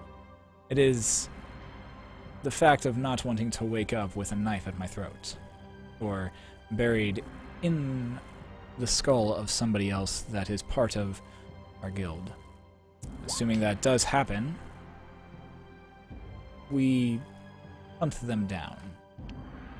And it is oftentimes not pleasant when it is found, at which point her eyes get turned from that cream color to a very, very dark black. It's for an instant, and then they're snap right back to her regular cream color. I nod my head and I say, just so. The what you say makes sense. Obviously, you know a lot about my past and what I do. I would not render my judgment upon somebody if they do not truly deserve it. And unless this guild is taking part in such actions as I cannot turn a blind eye to, I don't see why we couldn't come to a understanding. An understanding. So what are you willing to understand about us? I could help you from time to time. I could aid your group in ways that I find acceptable, but I don't think I can turn a complete blind eye to anybody else in the group. I'm not saying I'm going to hunt them down. In fact, quite the opposite. I will actively look away from what your group is doing on the condition that we are at an understanding with each other. My group comes and goes safely. Emerald as well. You come and go from Eros as freely as you want. That much we can agree to.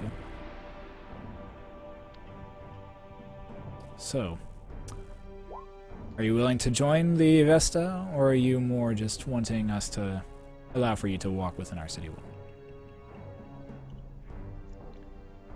And just so that we're clear here, if I were to join, all the information you have on the snakes would be free game. If I don't join, none of the information is on the table. Is that correct? As a show of good faith, I can give you a place to begin your search. Okay. Please continue. There is a house that they were these snakes, as you call them. They were operating out of. It was one day, unfortunately, within our past, that our guild and the Vista decided to make good on a promise that we made long ago. We went to the house and found it empty. It was curious. We did not linger long, but we lingered long enough to at least see what had to try and figure out what had transpired there. And even our best perceivers and individuals who are trained in the art of understanding what has happened in a place could not describe what they witnessed here. You're looking for a blue building within the Yolamp district. You'll know it by the marking that we put on all buildings that we put on all buildings that are not for our eyes or our hands. Check within the Yolamp district. It's located on the Dragon's Throat. You'll find it. Thank you for the information, Nix. You obviously know quite a bit about my history. You would know that I do not easily accept allegiances to anyone, let alone to an organization. how far-reaching is your organization? If I were to tell you that, it would put us in jeopardy. And that is not something that I do at all. Or even do lightly. Fair enough. I thank you for the token of good faith. How long? When do you want a response by? As soon as possible. I'll give you one other tidbit of information. There is one within your group that has been marked for death. Not by us, of course, but there has been one within your group that has been marked for death, and it would be a shame if his organization was to learn that he was still alive.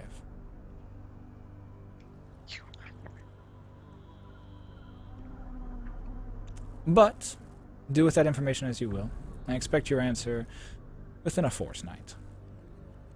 And where might I send this reply?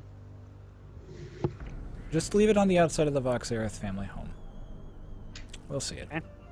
Before I go, if you are to release me, obviously, what type of operations do you engage in? I'm not asking specifics. I'm only asking to know. I'll be honest with you, Nix. It is intriguing. I am honestly considering joining. What might I be getting myself into here? Do you engage in assassinations? You obviously engage in bounty hunting, per se, collecting of certain items. What might a typical assignment be like? Make a persuasion roll.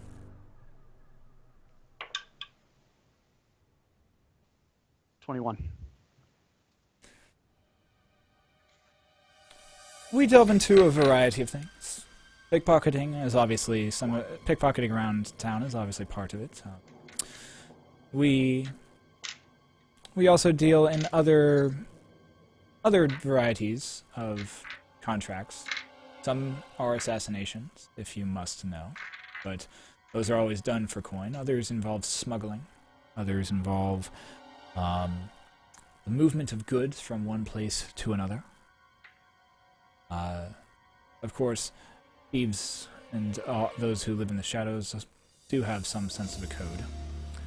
It is always based around the Evista that we make upon entry and upon joining us. Our Evista is always but for one thing and one thing only. But in order to know that, you would have to consent to joining our band, or our guild, as you might say. So, you would have me sign a blank check. If that's what you want to call it, yes. I find this. As I said, there are many bounties that you can take part in, either assassinations, thefts, different things along those lines. Or if you feel as though you are not up for it, or these do not go along with what you believe in, you are more than welcome to forego our offer. And we will make do with the information that we have, the way we see fit. Very well. I will think on this. In the meantime, is there anything you would know of me? You have provided me with some good starting places regardless of where I decide to go. You have kidnapped me and knocked me out, but I'm willing to turn a blank eye on that. I have dealt with guilds before. Would you have any information for me?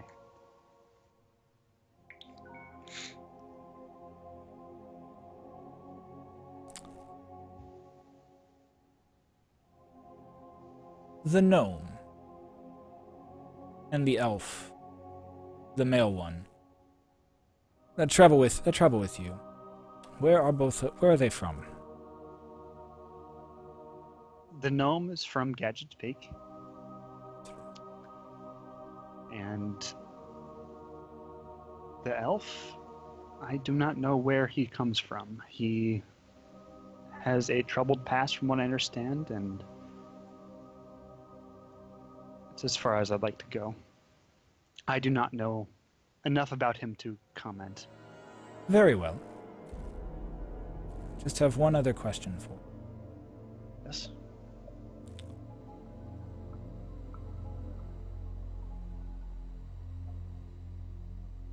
Where do you hail from? That is quite a story. Just a name. All I require. To be honest with you, I do not remember. I have traveled far in my life. Crossed many a sea. It's been a long road. I left my town at a very, very young age.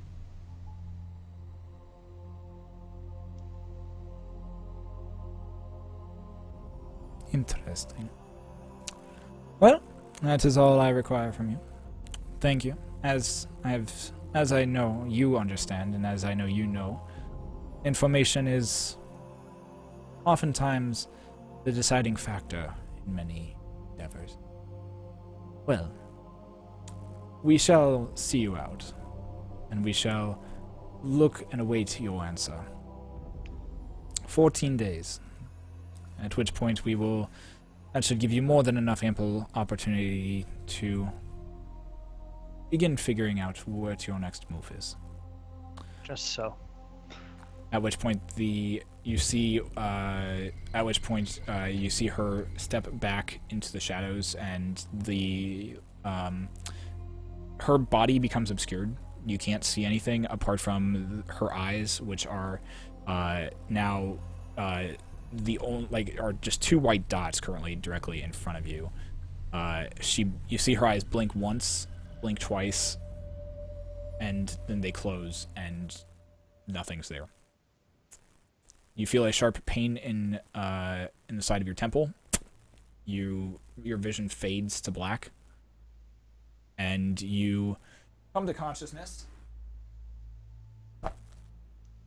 Currently, sitting in a booth in a tavern that you have no recollection of ever entering. You startle awake by the sounds of cheers and individuals going "ha ha" and drinking, and you hear the soft music playing off in the background of the room that you're currently sitting in. Looking around, you notice yourself in a bar. It's in a tavern. It's fairly low lit. It looks nicer than it's definitely not the Giant's Gullet. Looks nicer than what you than any part of that area of town. The barkeep is a fairly large individual.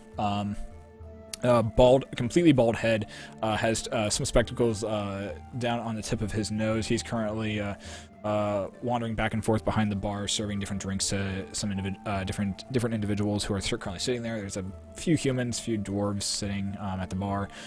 Some are laughing, some are getting excited. Others are just sitting and chatting and enjoying a fine meal. First thing, I'd like to check and see if my tail am I obviously a tiefling at this point? As you look down and look about yourself, you realize that you are in the same state that you were when you had arrived at the Giant's Gullet. Your tail has been neatly tied. It's a little tighter than you're used to, but you managed to loosen it just a bit back to where you're more comfortable. Your hood is up and down over your face.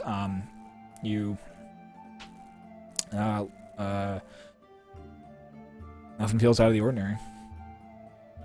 Do I want to do like a full inventory, check my daggers, check all of my gold, the whole 14 pieces right now, make sure haven't been robbed of that. And I want to do a perception check on the area around me to see if anybody's watching me. Doing the inventory check, all your daggers are there. As you reach down for your coin purse, you feel a jingle it feels a little lighter than what you're used to, and you get the sense that your conversation might have cost you a bit of gold. Putting your hands in there, you find that you have 7 pieces of gold remaining currently in your pouch. Apart from that, everything else seems to be intact and seems to be where it is. Go ahead and make a perception roll. Okay, I just real quick, I had 14 gold, 8 silver, and 6 copper. Just so if you want to. It was just the gold. Nope. Just the gold. Copper okay. and silver still there. Oh, let's see. Perception 15. Looking around, Looking around, appears to be nobody. No one's really paying you much attention. Okay. I'm going to just kind of chuckle to myself. Say, I must have had too much to drink, and gonna go up to the barkeep and ask, do you know what was the name of the district that the estate was in? The estate? Yeah. Which estate are you? Which estate are you referring No, to? I'm asking you, Shadow. The one where. Who is this shadow that you speak of? I'm confused. Who are you? Do you want something to drink? Is there something I can get for you? Sorry, I'm confused. I had a bit too much to drink. The That name's much is Kevin. obvious. The name's Kevin. I'm a bit lost. Where is the Mercantile District? The Olamp District? You're in it. Yes. Very You're in well. it. This is the Messy Wolves Tavern. You walked in here about 20 minutes ago. It seemed fine. You ordered a few rounds and then fell asleep in the booth. I do apologize about that. I'm gonna hand over 2 more gold, whatever. He looks down and says, "What can I get for you? What can I get for you to drink? Must have been quite a bender you're on. Did you leave you or something?" No more to drink. Maybe just a water if you have it. I should be on my way, but Which do point he pours you a glass of water and slides it over to you. all right, and then I'm gonna. So, have you heard of the Voxerith family? I've heard of them, but one of the trading families, I think. Just so, and do you know? I'm looking to get in contact with them. I have a deal. I'm not going to go there today. Obviously, today's been a bit of a ride. Do you know how to get to where I could contact them? I mean, they do a lot of their business here. Probably could. Yeah, I mean, you could always leave a message at their estate, but it's in the Rana district, from what I understand. They normally don't come down. They normally don't come to this place and, drink or have meals here. Very well. And how do I get to the Rana district from here? I'm a bit turned around. Well, if you head out this way and head towards the southern part of the city, that'll get you to the Rana district. Thank you. And your name? My name is Nick. Nick, it's been. Anything else I can do for you? No, that's all for now, Nick. Thank you. I will try to come back here again and not shame myself as much next time. Well, hopefully you do. Thank you. Have a good day. At which point you leave the bar and you do find yourself in the Yolamp district. It seems you're slightly off of the road of the Iron Walk, where a lot of weapons are currently being crafted. You're standing in there in the middle of the road, and there's carts passing you by. There's a lot of busy people running from store to store to store. A few people just casually walking with different bags and different things that they have purchased. Anything else you're wanting to do? What time of day is it? It's approaching mid-afternoon at this point. Okay. Is there any indication that a full day has passed, or first of all, I want to start heading directly for the estate. Okay. From where I am. Okay, you begin your trek back to begin your trek back to the Rana district, or Rana's Grove, as it is called within the actual district itself. It takes you about a good solid 20-30 minutes to start to really kind of get your bearings and figure out where you're at, as this is a part of the town that you have not been fully accustomed to or fully had a chance to explore. You make your way back, eventually finding the greener portion of the city, and find your way to the Voxaerith family estate.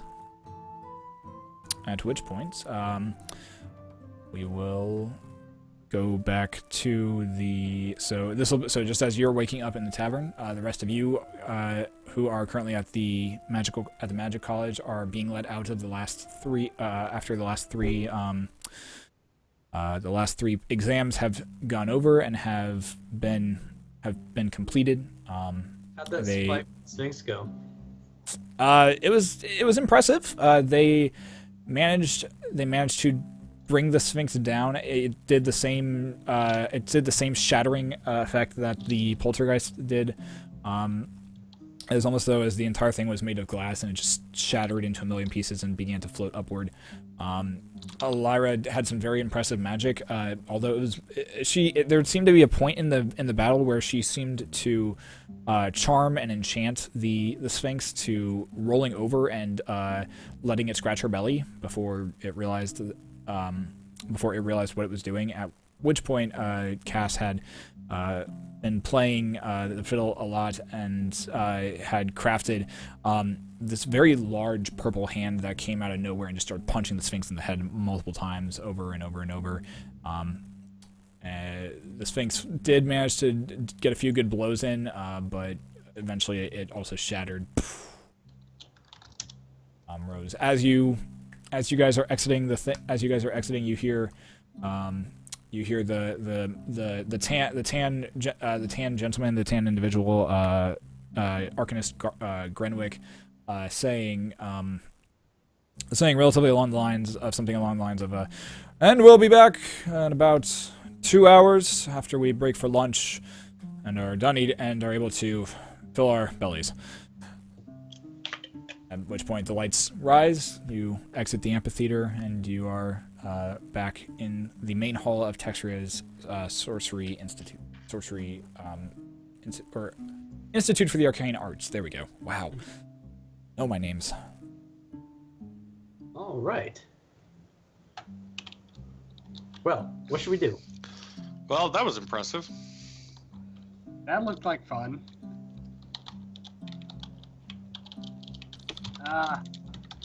Okay, I say... It seems like Maya is not going to be really available until tomorrow. Is that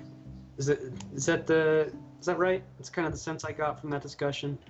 Yeah, I got that idea from her. She's rather busy with these entrance exams. But hey, at least you and Bray are both members of the Institute now, so we'll have access to at least some of their resources. We can come back tomorrow and ask them any questions we have. By we, you mean Bray or myself. I do not want to offend my new organization by dragging a large group of non-members in.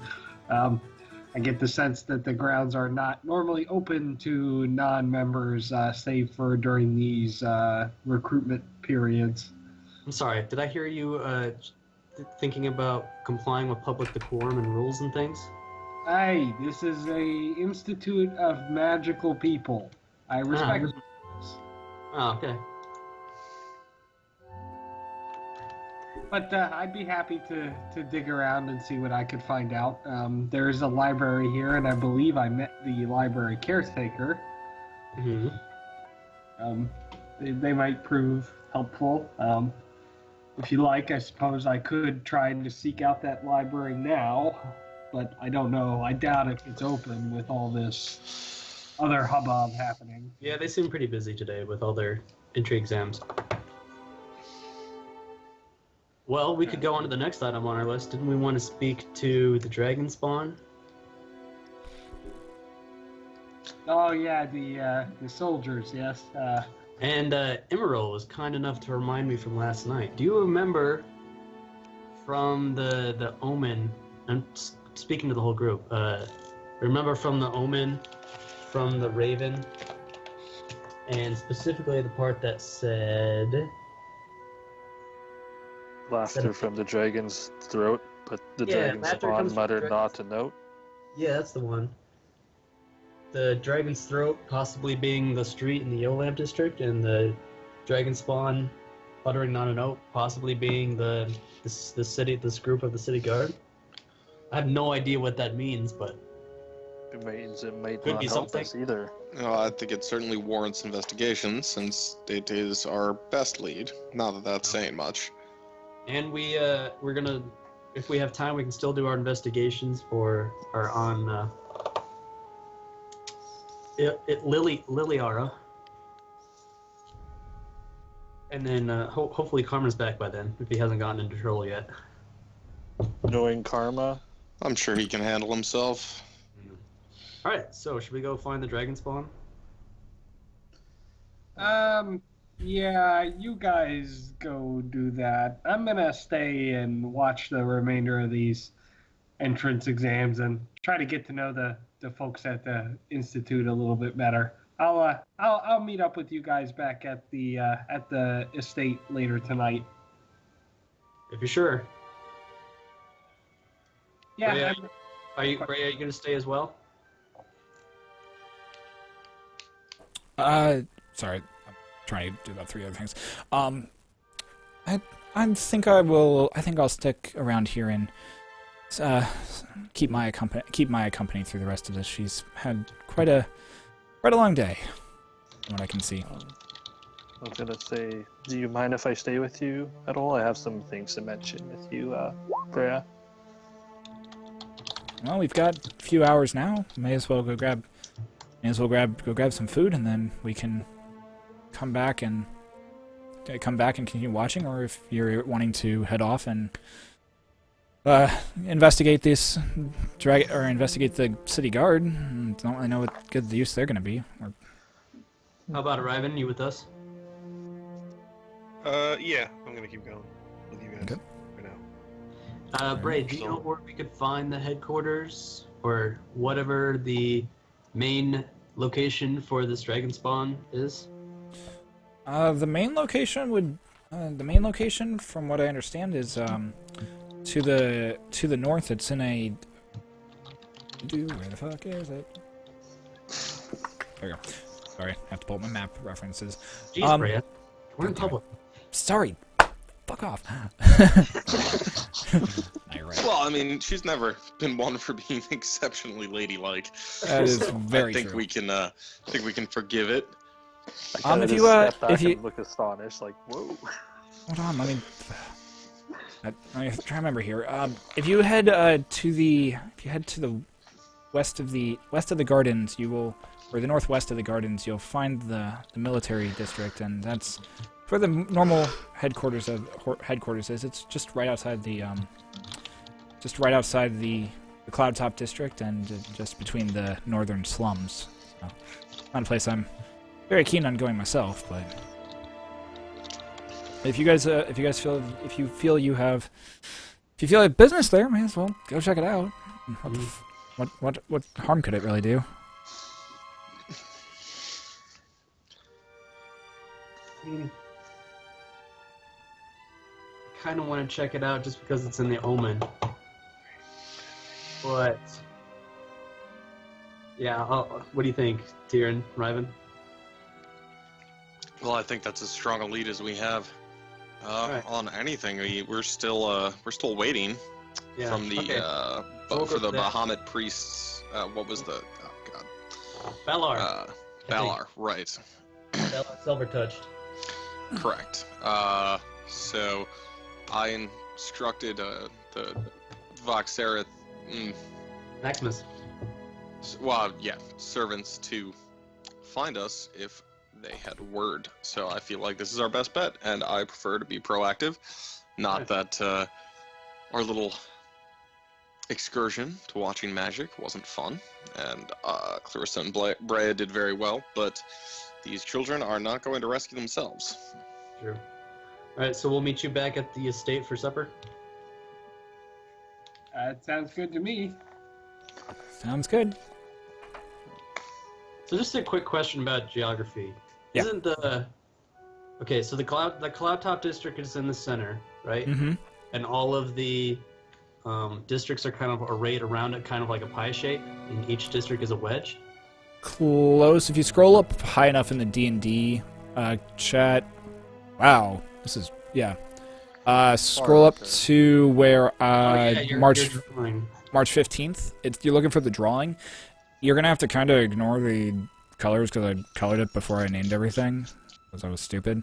Can you generally tell? So is each block a different district, or is Each block is like a different like portion of the city. Like what you're seeing is like the main roads of the thing. Okay, so the color coding kinda is the districts. Yeah, kind of. So like yellow. So like yellow is the Yo Lamp district. The green area is Rana's Grove. The big portion of red to the west of Rana's Grove. You kind of have to like turn your head to the right in order to like look at it because north is where the purple and the red meet. Okay. The bottom portion is what Karma knows as the graveyard district. Then to the north, That sounds pleasant. To the north area is the northern slums. Like the northwest area is the northern slums, and then coming back, you have the temple district, and one over there. You have the temple district in that area, which is the main purple. Okay. What's the blue outside of the circle? So the blue outside of the middle circle, you have the Mages College to the south, you have the Gardens to the southwest, and then directly to the west you have the military district and those two blue areas. Okay, so it's not against the outside wall; it's against the outside of the cloud top district. Yeah, it's against the outside of the wall of the Cloud Top district. Like there's two walls. So there's the wall there's like the center wall that surrounds the Cloud Top district that Karma knows about. You guys don't yet. Technically, the Mages College is considered part of the Cloud Top districts, but it is not. But there is a wall around the circle. But like the main Cloud Top district is the center wall, and so yeah. Got it. And there is a road that leads all the way around the entire city. It takes the better portion of like a day to travel the entire thing. On foot. If you ever decide to do that. Okay. Just fun little tidbits that I get to throw into the world. Like, great. Hi. I'm weird. What in the actual? Love you guys. Okay. So, what's the plan, guys? What are you doing? Tyrion, Salix, Riven are headed to the Dragon Spawn. Or is there a name for it? It's just the military district. It's just the military district. Headed over that way. Asking about you find asking about you you ask kind of relatively where the main location of the Dragon Spawn is at. You stop a few individuals in the street, and a few of them just kind of like look at you and be like, kind of point you in the general direction and say, the spawning grounds are over there, if that's what you're looking for.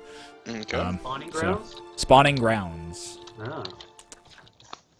You can tell I'm a gamer.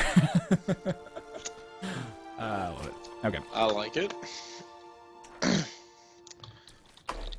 So it takes you a better part of an hour to an hour and a half, or about an hour to get over in that direction. Are you guys walking directly through the gardens or walking kind of outskirting the gardens? We'll take the most direct route, I guess. Yeah, Okay, I'd so say that would be through the gardens, right? So as you guys end up walking through the gardens, Tyrion, it's nice feeling this sense of being within the woods again. I was just gonna say I like gardens. And it's like it's a thick garden. Like it's like there are very nice gardeny areas, but they're like it's also like almost as though someone like had transplanted a like good portion of a forest and just dropped it right there. Within this area, like it's like there are defined paths, but there are also very like with your elven eye, you see some paths that you notice are like as game trails and just like very not as worn areas. Seems like there are deliberately areas that are left to just overgrow and just really give that sense of being not in a city. Right. So it has a very natural. Yeah. It's very natural. It's very it's a very beautiful place. Well, at least along the route that you're taking currently at this point. Well, sure. As you guys emerge from the other end, it takes you a good solid like 30 minutes to get through the garden area. emerge, you find yourselves at a small wall. It's not as high as like the outer wall, and definitely not as high as the inner wall, but it is still like a good solid, say 50, 60 feet up. It's still pretty tall. That's a small wall. Compared to the 150 feet on the outside one? Yeah. Well, right, no, I understand it by comparison. By comparison, yeah, it's still Yes, pretty. no, it's that small. You Like did it's say still that. massive in size, but it's a little smaller. Like it's about. Sure. Okay. Um. I mean, I've got good athletics. I don't think I'm Yeah. getting over that thing anytime soon. So you come to a smaller wall. There's you about 50, 60 feet tall. You look up at the top and you see guards walking back and forth. You see the same kind of crimson cape that you've seen all over the city itself. I unfortunately don't think I have a place for this. That will kind of work. That'll work. Yeah, they're HQs. In Uh, Twitch or Yeah, it'll be in Twitch, because I putting everything in Roll20 is really difficult. Okay, yeah. Let me just throw up your stream then.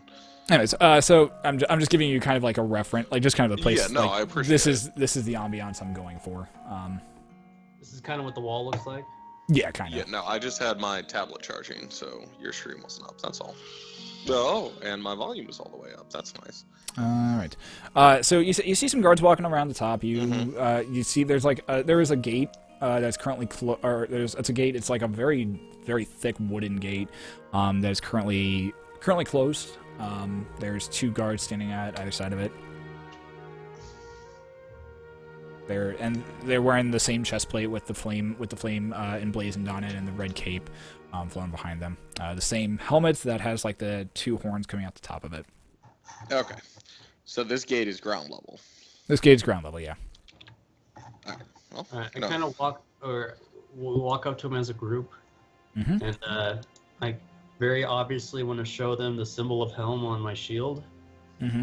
and say, "Hello, is there anyone we could speak to about concerns, great or small, that might affect the city?"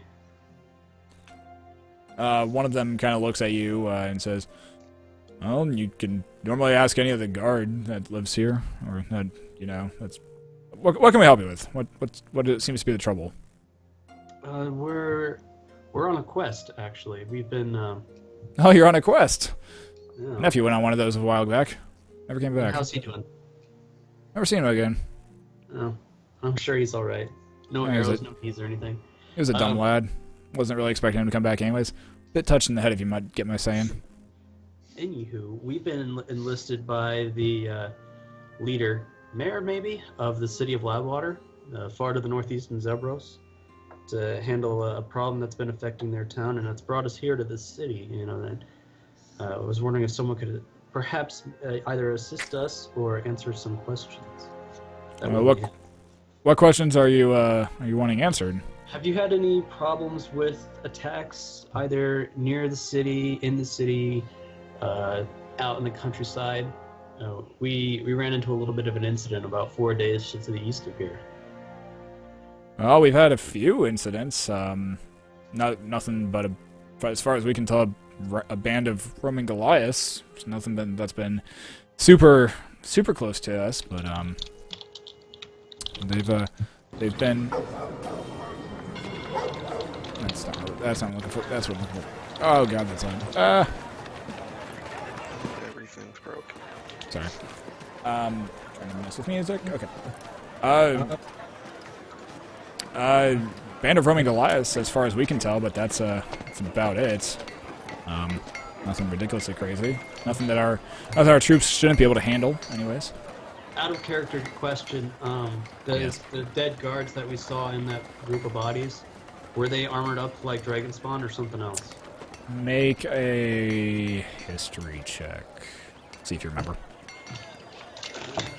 That's not good. Actually, that's better than I thought. 15?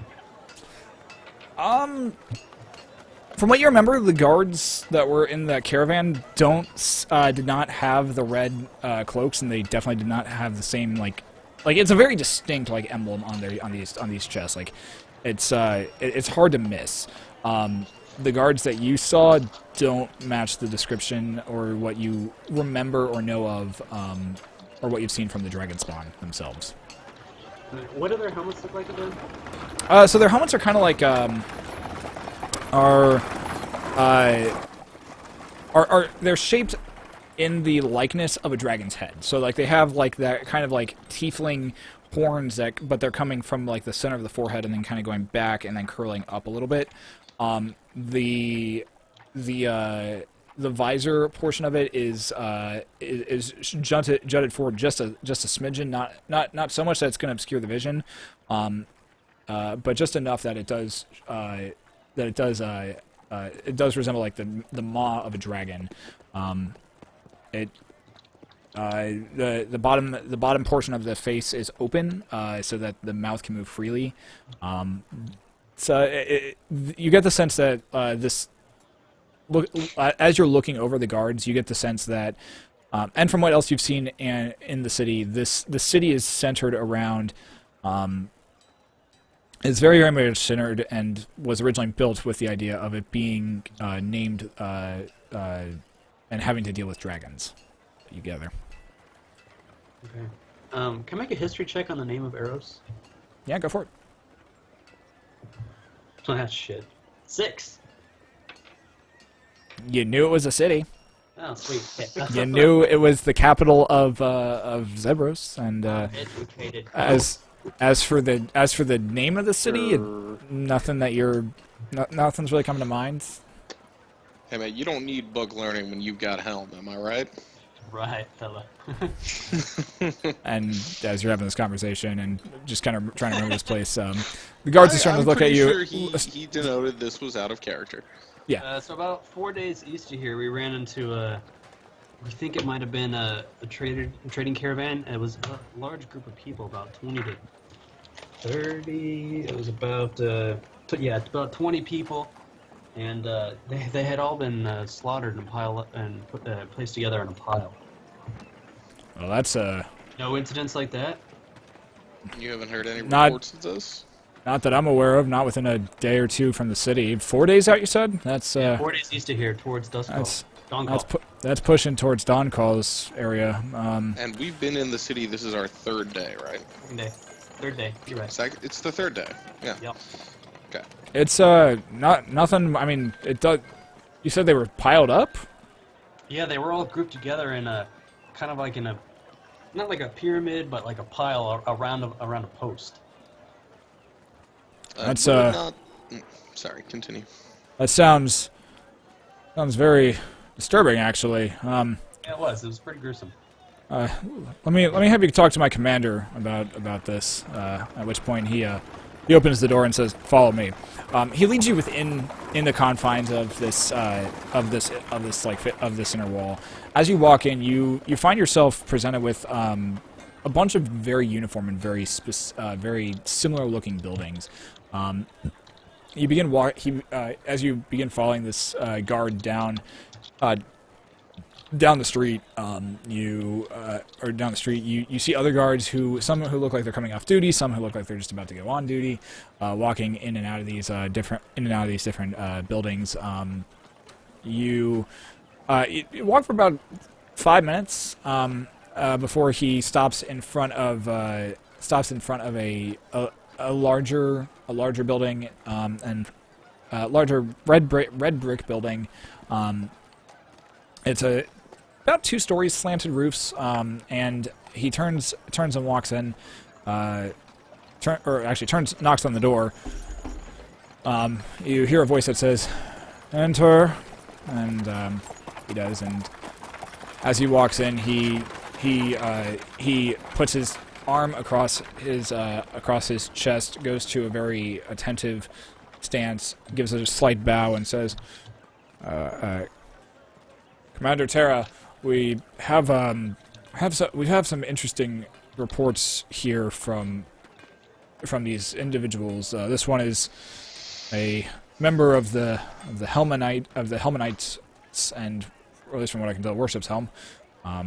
And he has some very disturbing reports that I thought you should hear. as you walk into fuck you, as you Terra, Terra, Terra, Commander Like- Terra, Like Earth. Ander? Commander Terra. Oh, Commander. Okay. Spell Um, that. Here it comes. Bolt from the sky. Like, As you walk into the room, I just wait. As you walk into the base floor, you find yourself in a very nice room. It is there's a fire roaring in a fireplace. There's some books stacked high. There's some books and scrolls that seem to be just very kind of disheveled and stacked throughout the room. There's a few different chairs. There's a desk that's currently sitting off to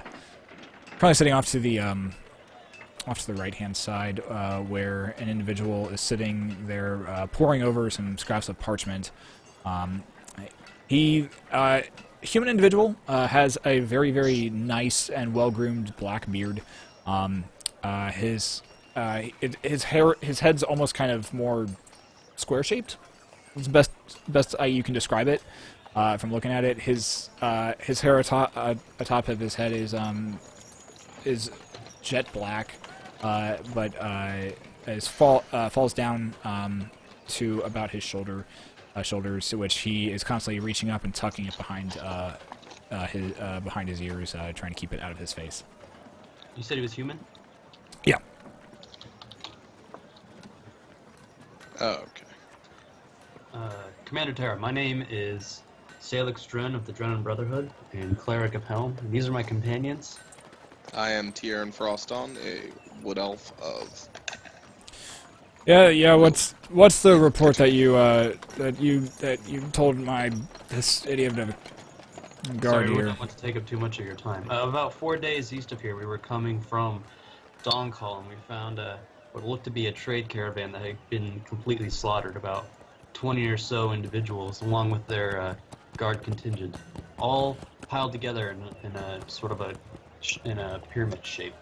At which point, Commander Terra waves his hand, and the guard that had brought you here turns around and gives that kind of same salute by crossing his right hand across his chest, and turns around and begins walks out the door. Door closes behind him and Commander Terra says, "I've not the first to report this. These types of activities about 4 days out from the city. It's very disturbing news, to say the least. We have a roaming band of Goliaths that has been troubling us for quite some time, but their attacks are normally a bit closer and a bit more predictable on when they'll strike. Is there anything different or specific about this attack that the guards should know or should be able to look into?" I don't know how much you believe in the arcane arts or the interference of magic, but they were piled around a post, and when and on top of this post was a raven, and when we came up to it, it spoke to us. A raven spoke to you. Yes. You can tell by the look on his face that he does not believe you. Well, I won't deny there are gods that will speak to individuals when they have the opportunity to, but a raven, that's a first. Does raven say anything in particular to you? Mostly babbling about various omens that didn't really make much sense, and we did a little research of our own and couldn't make much sense of anything unless you happen to know anything about a demon named Bilron or various other names that you probably haven't heard of. If you would like me to tell you those, I'd be more than welcome, or I'd be more than willing to, but... Bilron's not a name I've heard as of late, but, Maybe the Raven Queen? shakes his head. Can't say I've heard of that one. Tyrion? Okay. These bodies were certainly. It seemed that this could be ceremonial. There is no Ceremonial, local you'll say. lore about any deity that shows up as a raven. No, even a Good. legend, a passing tale. Well, there's lots of local lore, but whether or not it has to deal with a raven, that's gonna be something probably better left to the Temple District. Or you're talking about a city of quite a few 100,000 people who live in this place. It's kind of very difficult for those. We have a lot of lore. That's what I'm trying to say. Fair But enough. 4 days out, was there any indication of which way the attackers were traveling? Was there any indication of where they were, what they were after? Did it look None like a that they were simple after me. sacking? Can I do a history check and see if I remember Yeah, you guys think the history checks for that? tracks or anything Hey, like that? go for it. I'm pretty sure I investigated thoroughly. So, wow, history. No proficiency. That's going to be 13. Yeah. 13. You think back on it, and it's been almost about a good week. Thinking back on it, you remember finding tracks, you remember finding different things, but there was almost a very randomness to it. It didn't seem as though, like, there was much chaos that happened. A lot of the tracks and the pads were also from the caravan that was going around, different things like that, but nothing that really would give you the direction of where their attackers were coming from Okay. or where they were headed to. There were many tracks, but no clear indication as to who the attackers were, or where they may have come from. Well, it's not much information to go on. I mean, I can. At which point he grabs We a stack. just thought we should At which make point, you aware of this at which point he situation grabs so a we're scroll here. and looks over and says, well, the scouts from that area should be returning within the next day or two. Well, let's see if we'll see what their report says. Not too worried about it, but the Band of Goliath seems to be the more pressing manner and issue at this point. You said that this report was not the first of its kind. Have they all been? You received others? How many others? We've received other reports of caravans being attacked, but yours is the first that's been so brutal. The best way to put it, or honestly, it's hard. It's definitely hard to believe that this is. It's quite hard to believe, actually. Perhaps you could help us with something a little more, let's say, concrete. We and a couple others have been enlisted by the leadership of Loudwater, a small town far to the east of here, on the edge of Zebros. We dealt with a little goblin problem they were having, and afterwards they asked us to look into some kidnapping that was going on. And that led us to a small ruin out in Highmoor. And what we saw there pointed us to Eros. What we saw was sort of an image of a white marble vista. And we think that it's maybe somewhere here in the city.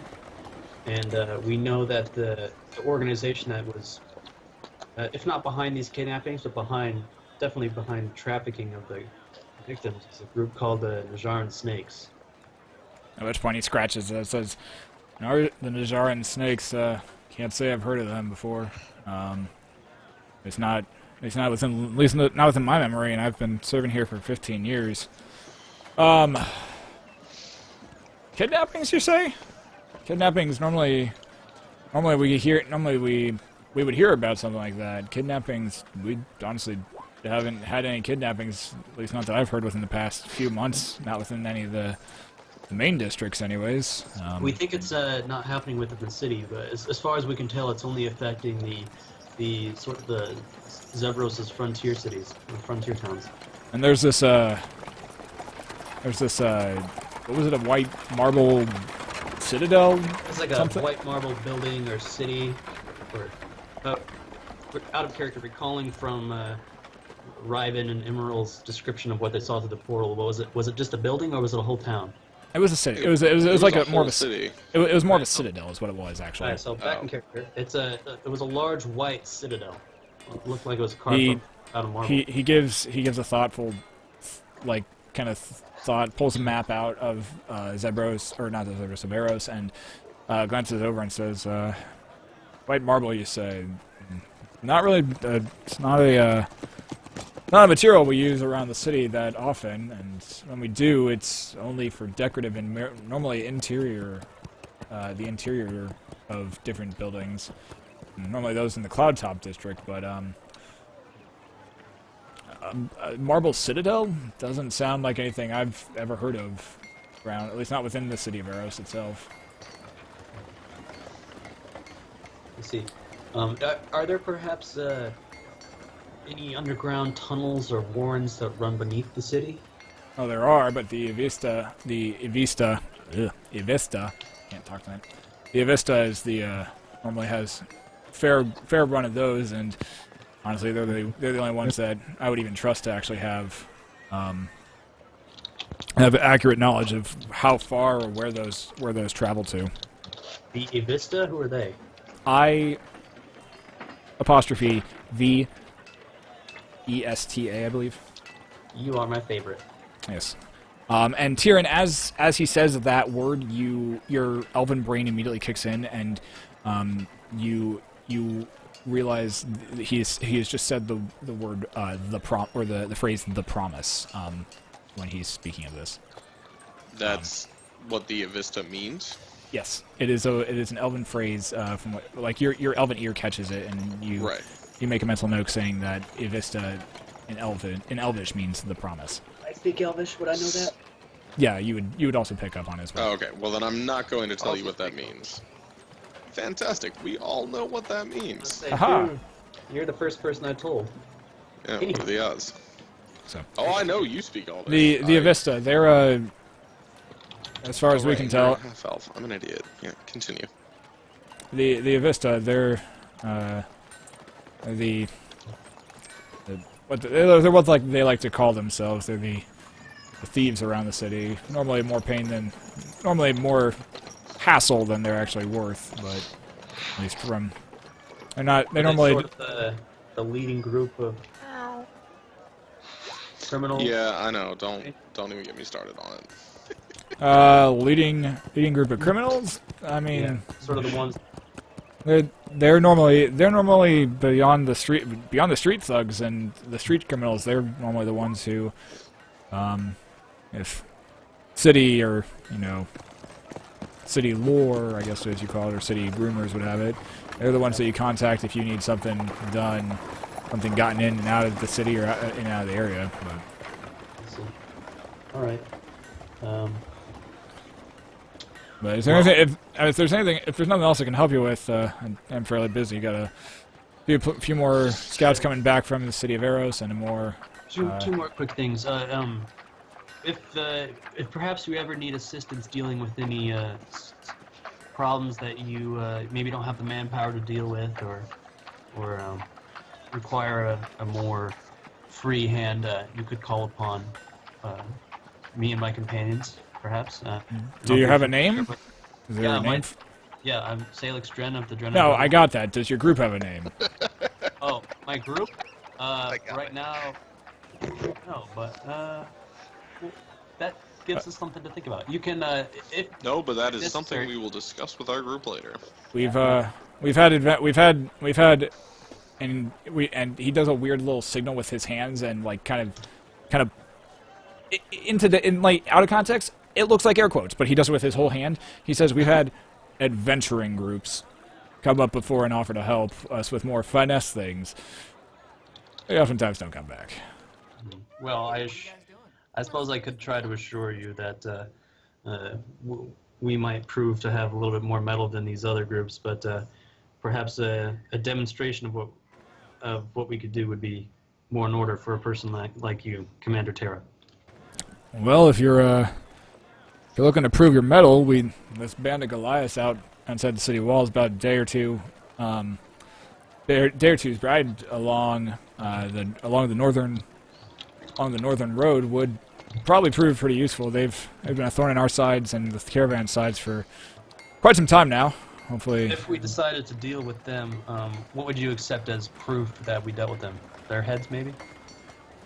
that might be a bit extreme, but I was it gonna would say, how suffice. big is a It would Goliath suffice. head? Salix, maybe we want.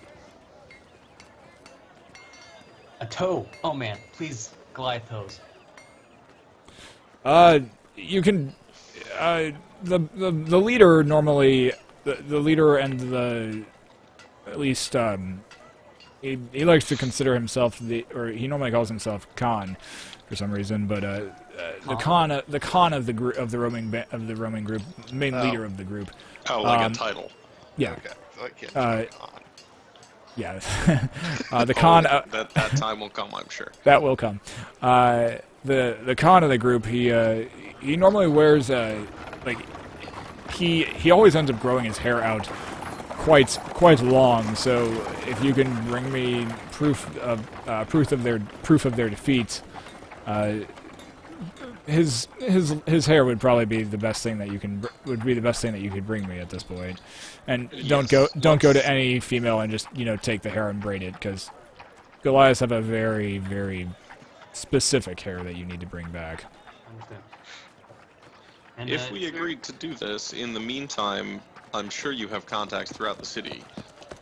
Could you possibly check with them and see if they've heard anything about the Najaran snakes? Oh, I can check, but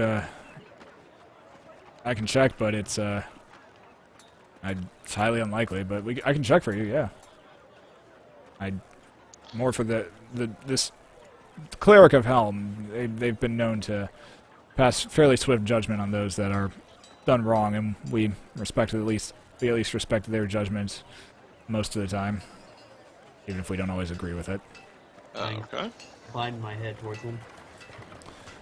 Your temple has served well for dealing with criminals, although there's been a few that have, in our brains, escaped punishment, as most of the street criminals and most of the individuals go to the Temple of Helm for their jury and their judgment.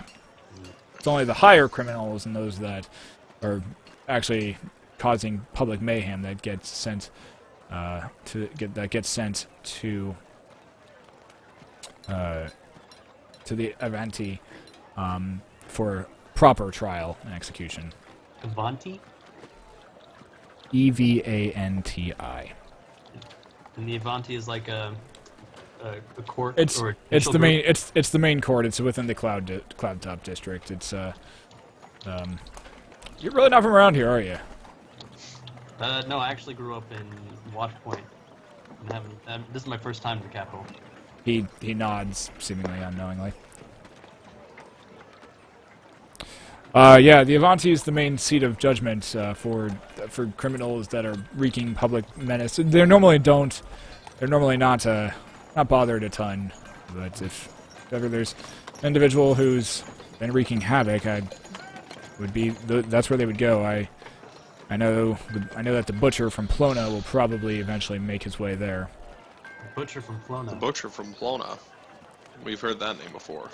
Have you made your way to Plona already? We have. No. He's actually connected with these groups, this kidnapping that I was telling you about. Interesting.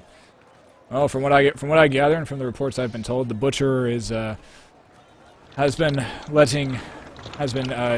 murdering victims within the streets of Plona, always in the time of night. Plona has become quite a dangerous and dark place as of late. The butcher always leaves He's his a serial killer? Always, as far as I can tell, he always leaves his victims chopped up in more pieces than we can count. Oftentimes they're missing specific body parts.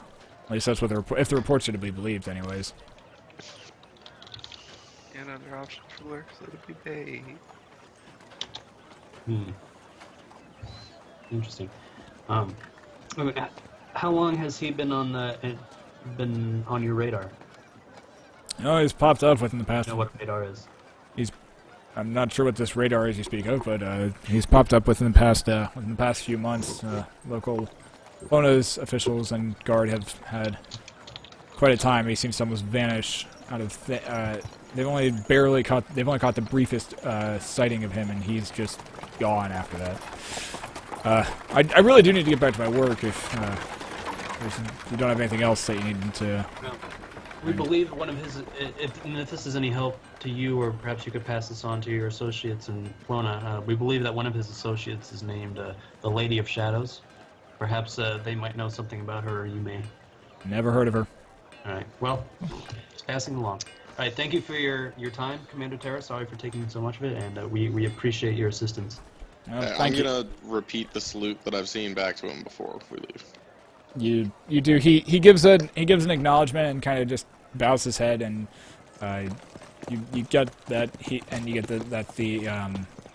that's his way of saying you're dismissed. So. Okay. All right. As soon as we get out of earshot from this guy, You guys turn. You walk out the Salix, door. You are escorted. My friend, you're usually very level-headed. Maybe when we meet new people, let's not be so pro-dismemberment. It can be off-putting. You guys are escorted back to the main gate, or back to the gate that you guys originally entered from, into the spawning grounds, and you are led back into that main area.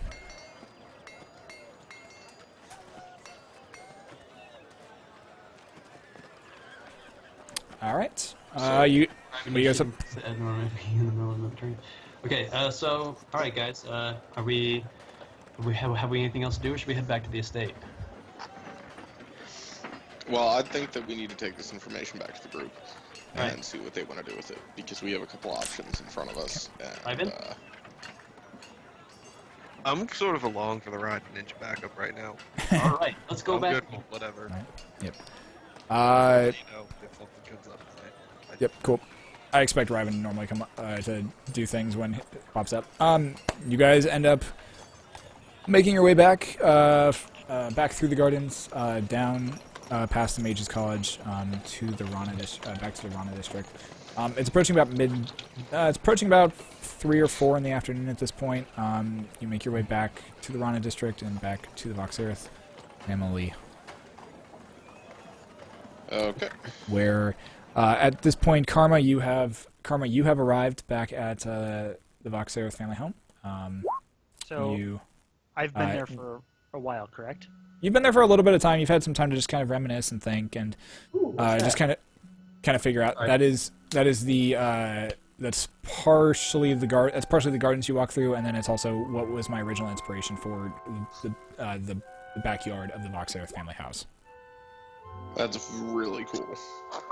All right. So I spend a lot of time on Pinterest. Look at my damn boards. So, Anyways. I want to have a couple things prepared by the time they get here. I want to be Cool. in a private room. Okay. I want to have a couple pieces of parchment and then things to write with available. Okay. I want to have a note once everybody comes into the building. You know, if they greet me, they say hello, whatever. I'm gonna, put my finger on my lips, quiet, and turn over a note that says, this. I want to say, geez, if I can find it. Here we go. It in all caps. It says, and this is in common, so everybody can see it. Everybody can read it if they're literate, at least. Do not speak. I no longer trust any ear outside of our group. I will talk with Clarissa first, then I will speak with the group. So I'm gonna wait Alright. for some type of So an you acknowledgement. You get that prepared, and as you're currently you look around the house, you try and find you try and find a quiet area. You don't trust the bedrooms; they feel too open with the large windows that are in each of them. You ask Maximus if there's any rooms, and he directs you downstairs. He leads you to a small door, leads you downstairs, and there's a cellar that has that has wine racks all along. That has different wine racks and some very nice wines in it. He says, "This would probably be the best place for you to conduct any business that you're not wanting people to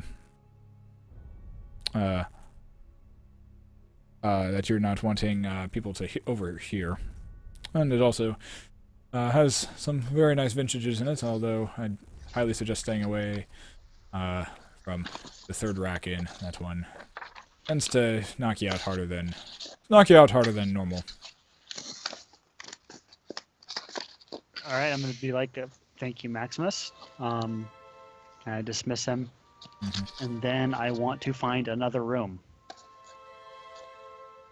Just any room, or I don't want anybody to know where I'm going. I don't trust anybody. I don't know if you want me to roll an investigation check. Yeah, go ahead and roll an Flex. investigation check. See what you can find. Go ahead. Let me pull up my investigation stat. I think it's 3. 14.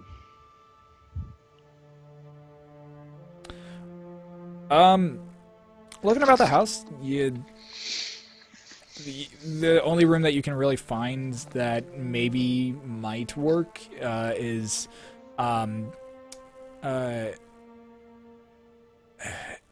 it's difficult to find any form of room that might work just due to how large and how many people are within your party at this point. You head upstairs, you find a room that you think could possibly work, but you're not 100% sure. It's kind of just a simple sitting room. There's a small dresser in the side, a small dresser there with, Are there with windows? a nice mirror. Yeah, there's a window in it. All right, I'll go down to the wine cellar then. Okay. Yeah, there's... Okay. The rest of the group arrives. Clarissa arrives. Clarissa and... Clarissa arrives alone. Brea is currently... With me having lunch, or late Yep. lunch. having late lunch after... Oh, Muriel, you wanted to say some stuff for Brea, so... Yes, the book We'll that jump you to that picked before up. we get to there. Yeah. The book that you received. with And you the guys are sitting at library. like a kind of nice like outside cafe that's just outside of the just often like just on the very outskirts of the Lamp district at this point in time. Sitting outside. That book that you picked up, it was a tattered book when we first got it. Yeah, and she Could reaches into her bag and that where she had put her staff away before she and come back, reaches in and pulls out the book that you're speaking of and places it on the table. And it's still the ragged tome, or is it that? Nope, new it is trimmed. It is the gold trimmed, very nice leather bound book. It's thinner than what she originally picked up.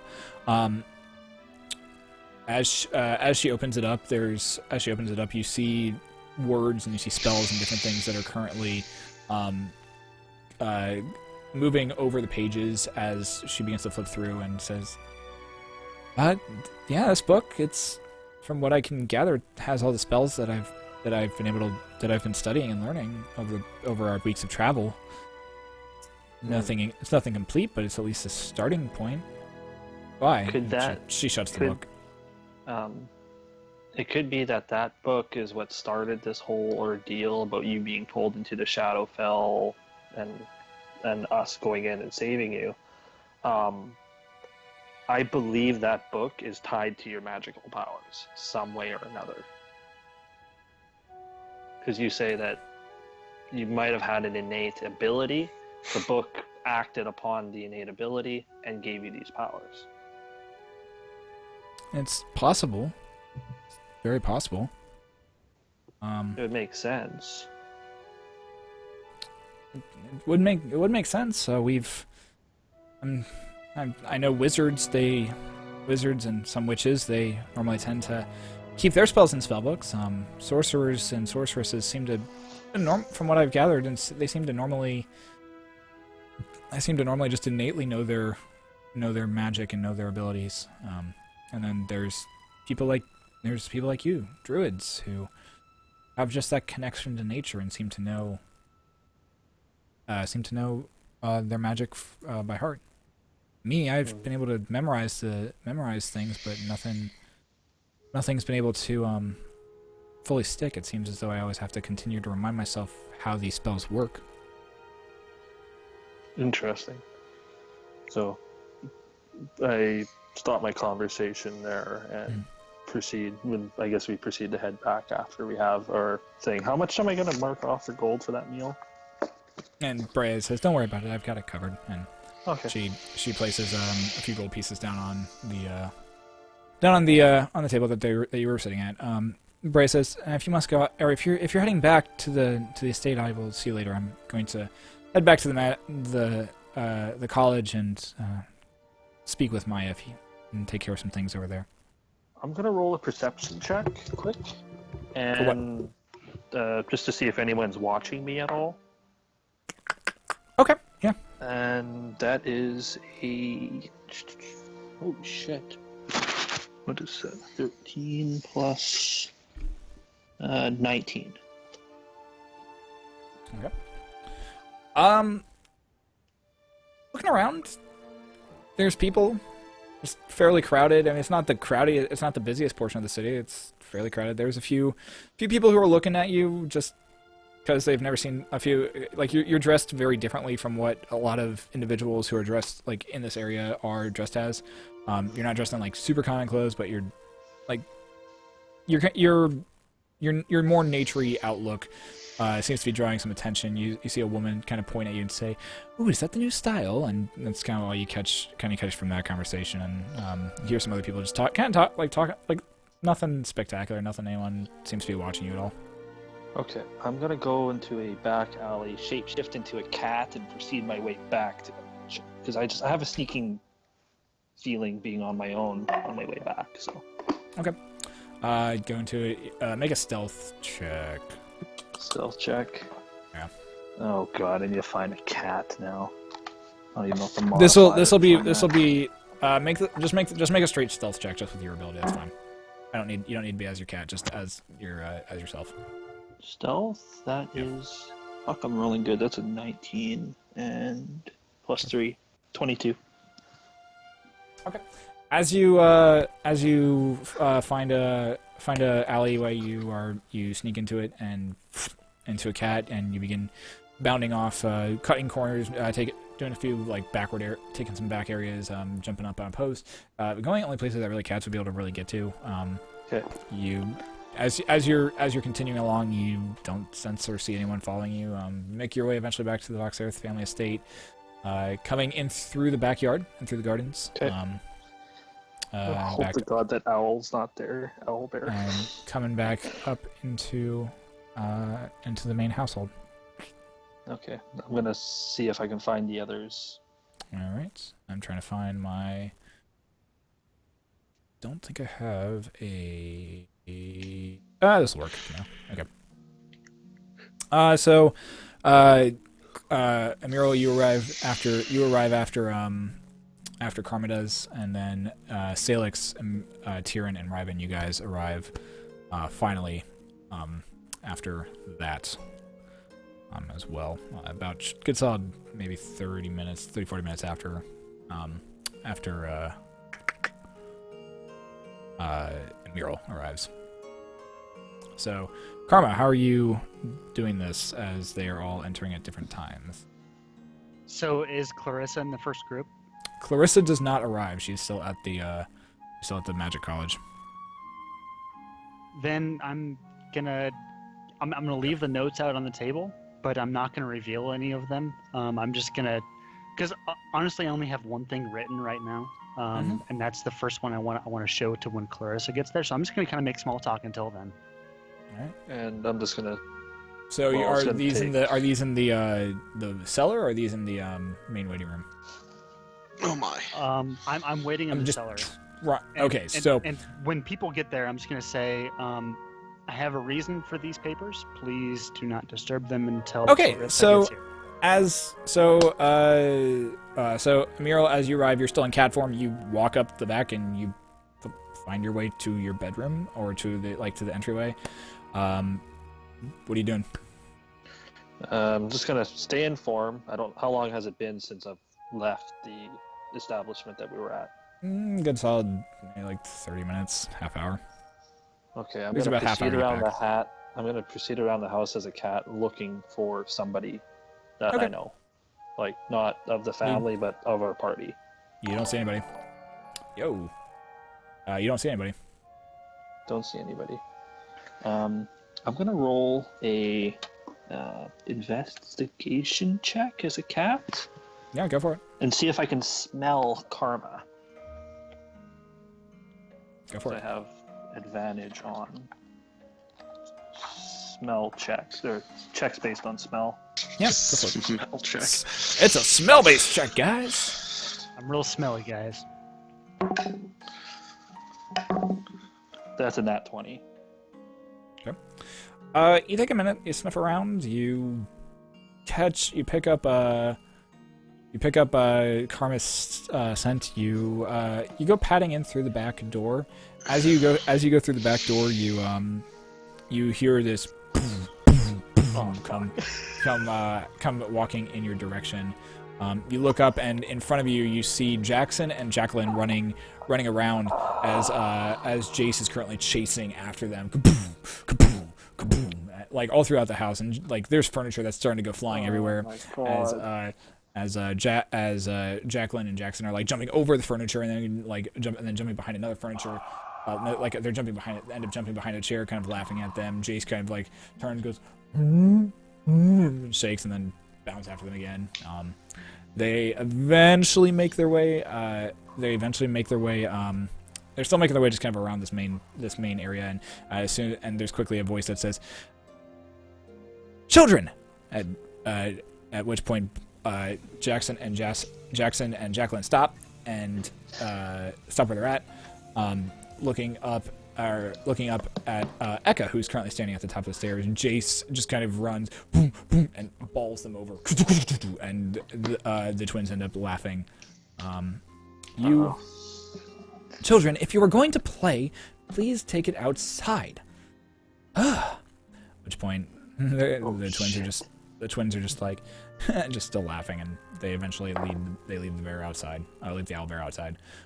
You still, as a cat, end up walking. You end up making about with like your scent, and you smell where karma is coming from. Before a hand grabs you by the scruff of your neck and hoists you up in the air, turns you around, and you're staring at the very stern face of Maximus. Who let you in here? At which point he begins walking towards the front door. Could I make a check to get out of the grapple? Yeah, roll a d20 with your strength modifier as a cat. Oh god. Dude, I don't know if you own a cat, but let me tell you. Yeah, If there's they no way don't to want hell. you to hold Gotta find a them, scruff. He's like cat paralyzed, isn't he? Or isn't she? She's I like would've currently put up a grappled right fight. now. I would have put up a cat fight. paralyzed. Oh god, I have a So he's trying to strength cat of on negative grab by 4. the scruff. Oh god. No, I'm just saying that in D&D it makes sense, but the reality is a lot more painful. I rolled a 14. Minus 4 on the roll. That's a 10. Yeah, you try to squirm your way out, and the way he's got you held, like you are not going anywhere. At which point he has made it like about halfway across the foyer at this point. Could I claw his arm? to see if I can let him go? You can always try to. I'm gonna try to. All right, go for it. Make an attack roll 15? with disadvantage. Oh god. Yeah. Just the way that he's holding you, Oh no. That's a because he currently has you by like one hand at this point. Surprisingly, 11 still hits. God damn. You start squirming, and slashing damage. you start squirming, and you're like you manage to get your claws out, and you like rake him across his like across the other arm, and he's like and end up dropping you down onto the floor, and you go scampering, and you're currently on the floor. I'm gonna proceed in the scent that I was going in as All fast right. as physically You- possible. Dash. You dash. Maximus is standing there going and looks down and tries to corner you. You manage to dart underneath his legs. You dash to where the door is. You dash to where the cellar door is. Luckily, it's open just wide enough that you're able to go thunk and slip in there. You end up as you end up like getting through the door. You realize that your paws are no longer currently on floor, and they are in air, and you go tumbling down the stairs. You take 2 points of bludgeoning damage as you go, and as you land at the bottom of your stairs, there's a, and you reappear as Emerald, and standing in front of you is Karma. I'm just gonna sit there like I was just. Actually, is there a roll I'm gonna have to do just to like pretend I didn't just fall down the stairs? Well, that Or is just been definitely sitting on in the bottom? character as a cat. You Just pretend like you meant to do it the whole time. you stand up. You feel a little bruised. At this point, Salix, Riven, and Tyrion, you guys walk in the front door as Maximus is currently in the process of getting back up off of the ground, straightening off the dirt off of his jacket, and trying to resume his composure. You alright, Maximus? Darn stray cats. I keep seeming to have a few of them who tend to wander our grounds here now. We do our best to keep them out of the house, though. I feel like Jace would take care of that. Oh, Jace is just really there for looks. He's quite a docile creature. Docile owl bear. Believe me, when I first started working here, I didn't believe it either.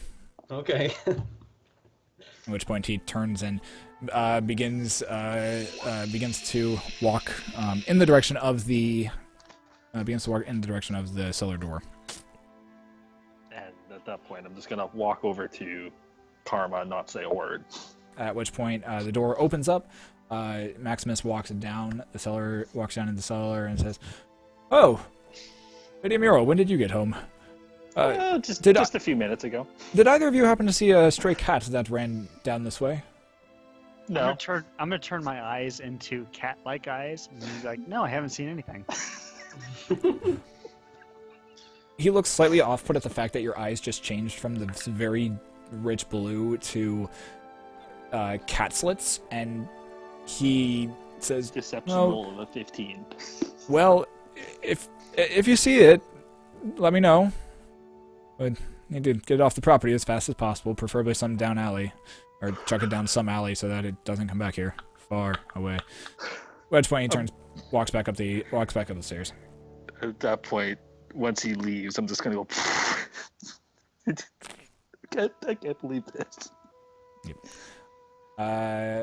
Tyrion, Riven, Salix, you guys are currently in the middle of the foyer. You guys eventually find your way down to the cellar where Karma is at. He is currently has 3 scraps of paper sitting on a table in front of him. Where he managed to produce the table from, it was Karma, you're able to find a table relatively kind of like off on the side. You had to move some like wine glasses and some other things off of it. But you managed to get it made it relatively set up the way you want. Karma currently standing there with 3 notes and 3 scraps of paper sitting on the table face down in front of you. In front of you, all of you. Karma, you're back. How did it go? It was interesting. I'm going to wait to explain everything until everybody's back. I believe we may be watched here. So, guard your tongues. How did Clarissa's trial go? It went very well.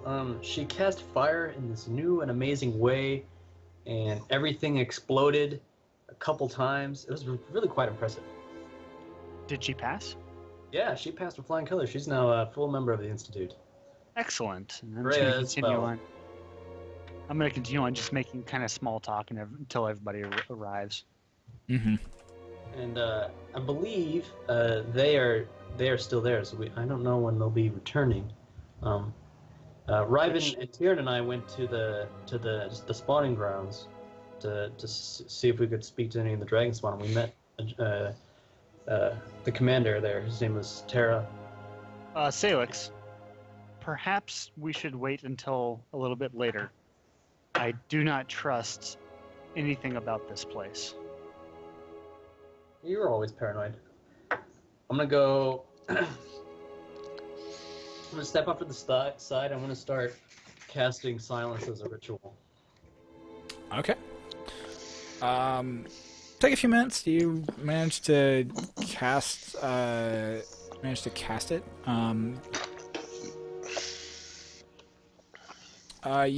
cast it relatively around the area. You try to make it so that now you've never attempted this before, but you try to make it so that anyone within the confines of the ritual circle itself is still able to talk, and it's just anyone who is outside of that area and not within the confines of the circle will not be able to hear. Would not be able to hear what is happening in the middle of the circle. Took about 5 minutes to do it. You finish drawing the ritual circle. You sprinkle some herbs here and there. You grasp your holy symbol and plant justice into the ground, and the circle flashes with a purple energy, and then it fades. At which point you believe the silence spell has worked, and currently allows for you guys to speak freely. I explain what I just did. Okay, he does. So you're sure that nobody outside of us can hear what's taking place right now? I mean, sure is an absolute. I am very confident that it's working correctly. All right. Well, the only person that told me this place would be good was Maximus. So if we're ever discovered for this, we know that it's him, or he's being maneuvered by one of the other household guests. Never mind that. I did end up meeting with the guild here. They knocked me unconscious as soon as I entered into the tavern today. They what? Yes, it was a little uncouth, but in their position, they don't know if I was trustworthy or not. I woke up bound somewhere I don't know where. I ended up talking with the barkeep that I met with earlier from the Gullet. Her name was Nyx. She proceeded to tell me that the group that she was part of was part of a group called the Evesta. I'm not sure. You did? Yeah. Commander Terra was telling us that they're sort of the currently the most, I wouldn't say powerful, but they're definitely the strongest kind of. The most prominent thieving guild in the city. Underground group there is in the city right now. And it definitely seemed that way. I don't know if you're familiar with Elvish. Their name means the promise. That makes sense with what I'm about to tell you here further. I'm not going to mince words with you. I trust all of you in your own particular way. They seem to know a lot about what's going on here in town. They knew quite a bit about our group individually, beyond which what I would believe was possible. Let's just leave it there. If you have questions individually, please approach me individually, and I will discuss that with you. But for the group, they knew more than what they should possibly ever know, and they knew this upon our entering the town. I give a meaningful look towards Amiral at this point. I put my hand in my face, and I just go, "Oh God, what did they tell you?" I don't look at Ryven though, and I continue with the group, and I say, they approached me. They wanted me to join their group. Their terms were, they gave me some very minimal information on where we could look next for the snakes. They are confident that the snakes are no longer in town, and possibly no longer even in working conditions outside of the town. But I strongly disbelieve that, because we know that the Lady of Shadows and the Butcher still exist. However, their knowledge, which seems extensive, and I want to stress this, seems very excessive, that they are a very secretive group. They worked out of a house in this is in a different spot. Give me a second to go up to this. What they gave me as a as a token of goodwill was that they worked out of a house in the Yolamp district. It was blue. They marked it, and they investigated it thoroughly. They marked it in Thieves' Cant, which I will be able to understand. If we just go around the Yolamp district and look for a blue building, I'll be able to find the building, and we can investigate it ourselves. Okay. Outside of that, they gave me more or less, I'll say, 2 options. The first was either I join their guild and am assigned certain duties to perform, which I will not like to perform. I will do this in order to rescue the children. The children comes before my petty concerns as an individual. I understand this. There are also things. They were unclear. I tried to get it out of them. They said it could be anything between simple thievings or helping, assisting with people in thieving type situations, possibly selling, possible, what's the word I'm looking for here, guys? Out of character, sorry. Turning in certain bounties. Again, I look at a mural. And then I go, that's just a very quick look towards her. I don't want to make it obvious to the entire group. And I say anything between thieving, turning in bounties, to even they mention certain assassinations. I want to make it clear to all of you that this group's power seems to stretch a long ways. They know things they should have no reason to know. They knew who even I was, and I have been across this world and held my secrets very closely.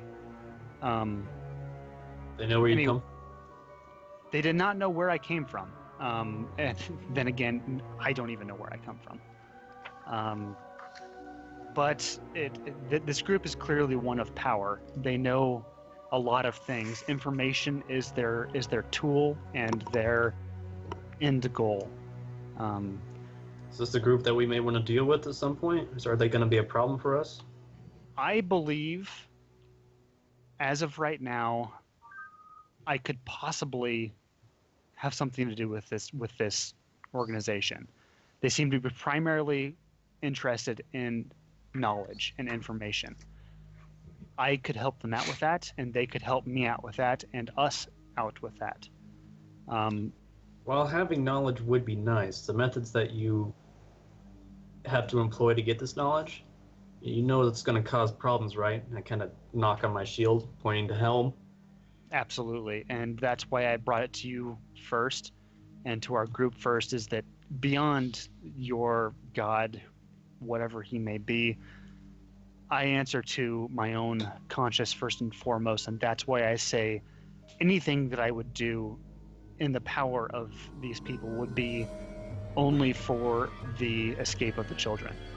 And that's why, let me explain everything first, and then we can all get our individual assessments in. The first option was me to join. They would tell me everything that they would know about this group, which I would consider to be a lot. The second option... What? About the snakes? About the snakes, yes. How much can they know if they said they've been... If they claim that they have been they've been driven out of the city, and they claim that they've been out of action in the country for a while, and we know that isn't true. If you were to deal with information brokering, why would you give everything right away, and why would you not mislead people right away? You also remember Karma, you also remember them mentioning that they would offer, they would allow for basically protection for you and your compatriots. Yeah. What you gathered, you remember them saying something along the lines of not acting upon information they already had. Yeah, and that's where I was going to, beyond this, to the group. It goes beyond just this. They, like I said, know a lot about our group. They know a lot of things they should not know, and they know some things that they're not acting on right now that they could be acting on. In exchange for this, let me finish, Salix, and then we can discuss afterwards. The first option would be to me join them. They are absolutely on our sides. They protect us, and our group outside of just this town, they claim that their reach expands throughout quite a long ways. I don't know the exact expanse, but it is a long ways. That is the first option. The second option would be that I do not join them, but I make an uneasy alliance with them. I believe I could get some meager knowledge out of them. I have participated in an alliance like this with a guild before. They would not trust me, and I would not trust them, and not much would be gained, but certain scraps of information from time to time based on the jobs I chose to take, not the jobs that they assigned to me. The third option was they would protect, well, not protect, but they would allow our group to pass. If I were to simply outside of character, basically I don't need to do anything at that point, right? It's just more or less don't act against them. It would be don't act against them, and it would be join. It would actually join their guild, is what you remember them saying. So really, I only have the option of joining their guild, or they're going to act against us. It's whether you can join the guild, from what you remember, you remember them saying join the guild, and they will, and become a full become part of their organization, be able to help them when they call upon you, Other than that, they would offer jobs, they would have bounties, different things along those lines. If you did not join, you really don't know what they would do. They left it at Nyx made it sound as though they might act upon the information that they have. They might not act upon it. You're not sure what the play is if you don't join. You're not really sure what they would do. Okay. All right, so then back to the group. I'm going to say, if I don't join, they made it unclear. I came to assume that they would leave us alone if we were to provide them with certain either information, gold, or other material, although the gold is not one that we're not going to be able to pay their interest in gold. However, that's where we are. It's either I join them, we get a lot of information and a potential partner. However, I may be forced to do things that I do not want to do. So let's go ahead. Let's talk about this person by person. Salix, I'm sure you want to speak first, so go ahead. You said that they know more than they should. They know about Emerald and her bounty. I would assume. I would only assume. They didn't happen to mention how much it was, did they? All right. So first of all, I want to. Get to the point. Don't make it long-winded. As much as I really love you guys, we're pushing the boundary at times. So. Okay. Yes, they know the exact amount. They said it was 50,000 gold for Mural's bounty. 50,000. Wow. And someone really wants you. That's Danforth for you. And the bounty did come from Danforth, she said. I asked for who the bounty came from. Well, it seems like we're absolutely going to have to placate this group if we're going to stop them from acting on an easy 50,000 gold. I'm surprised you guys haven't killed me, to be honest. Oh, come on. You do cat stuff. It's pretty neat. Yeah, how am I gonna kill someone that turns into a cat? That's just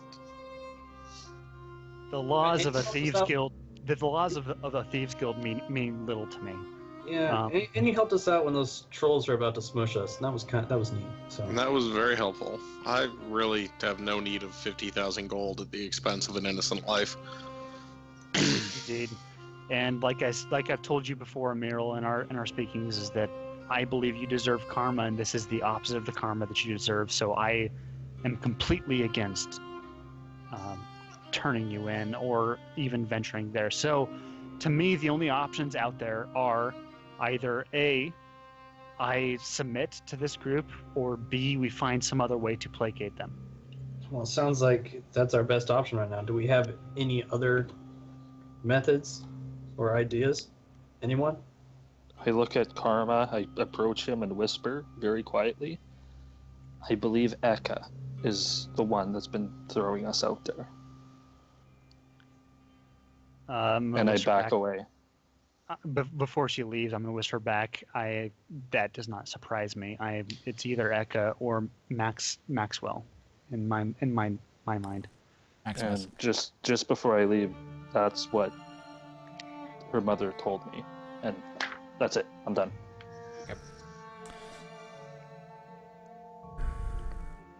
All right. Well, seems like this is our best. I don't like it. I don't like being pushed into a corner like this, but we might have to find some other arrangement later when circumstances better suit us. But is anyone opposed to what we're talking about here? I am. I am. I am not comfortable with this, but like I said, I will do it for the children if we deem it necessary.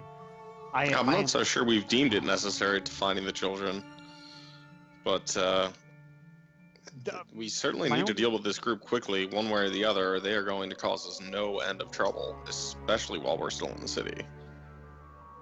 And the capital of Eros is not a place that we want to avoid, so this is something we should deal with. No, and it's certainly not a place we want to make enemies. And to be honest, I'm probably already dead at that point.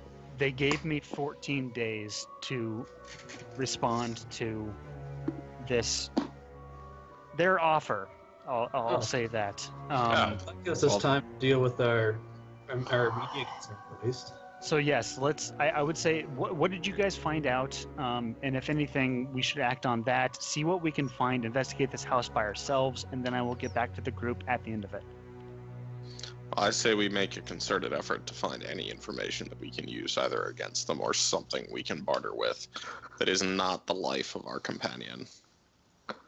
Well, I bring up and tell Karma and Emerald the story about the Goliaths. If we could perhaps ingratiate ourselves with the respected authorities of this city, perhaps they could do something to help us or have some information that might help us deal with the Avista. And yet the Ravens said no information will come from them. Well, maybe not information about our quest, but maybe something to help us deal with the Vista.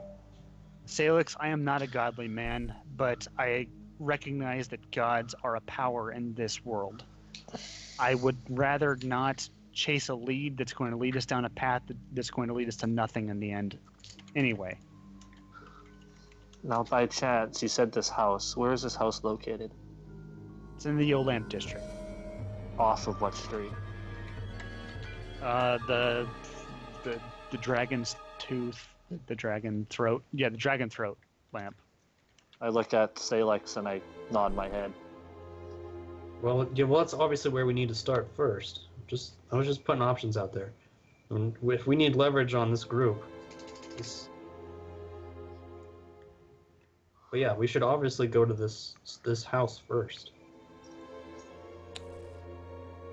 All right. So what's the plan, guys? Let's go to the house while we still have time in the day. I would like to use locate object and see if I can sense the necklace, that piece that's around Clarissa's neck, if she's within 1,000 feet of us. Yeah, okay. Taking a minute to trying to locate it. Clarissa, it's not within 1,000 feet of you. You don't sense it anywhere within that range of 1,000 feet. Okay. Well, looks like she must be still back at the college, because I don't sense her anywhere near us.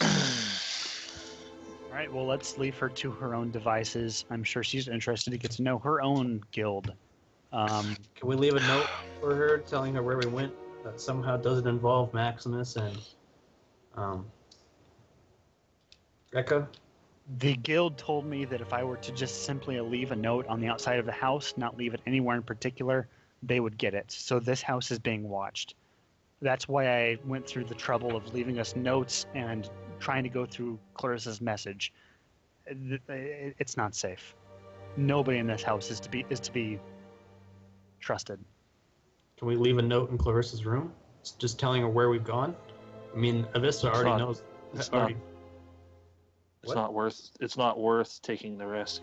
why? Avista I don't see how there already is any risk. If knows- Yeah, anything, Avista already knows about this house. They told us about it. yeah, if anything, we're just letting them know that we're following them up on the information they gave us, and we have 2 weeks. In fact, we could So- just leave a message with Maximus and Eka if Clarissa and Bray return where we've gone. Yeah. That's not Brea- something Avista already doesn't know. I begrudgingly agree. Oh, look, we're at their mercy anyway. They know about a mural, so And at this point, I'm just shaking. I'm just violently Mhm. shaking. All right. As you make preparations to leave, the sun begins to set on the city of Eros, bathing the entire town in a beautiful and odd, twilight. You leave a message for Clarissa, who is still not returned, nor has Brea at this point. Have we received a message from Balar? You have not received a message from Balar. Maximus does not inform you of anything. You are you guys setting out now, or you want to take a break? What are you doing? Let's do it tonight. All right, Yeah. you guys set out, and as you get into the Yolamp, as you leave Rana's Grove and make your way to the Yolamp district, you look up, and as you are passing through the streets, you begin to see little lights flicker on throughout. That begin to progress down the street. Looking up about 10, 12 feet above you, you see little lamp sconces that are currently hanging above the streets. As you look at them, you see little magical crystals that are begin to pulse with energy, and eventually begin to bathe the entire the different streets in this very nice orange glow. Different shops have closed up. There's no longer the ringing that you're hearing. You guys make it to the Dragon's Throat, and as you begin walking down it, Karma, you eventually do see a small blue house, about two stories tall. There's currently no foot traffic around. There's still a few people in it walking around the outside, like walking up and down the Dragon's Throat, but nothing too crazy. You do hear some raucous laughter coming from one of the taverns nearby. Obviously the clanging of beer goblets, but this blue house is very devoid of any life or any light coming from it at all. All right, so I'm gonna say to the group, this is the house. Let's check it out. I'm gonna go Check up for to it. traps.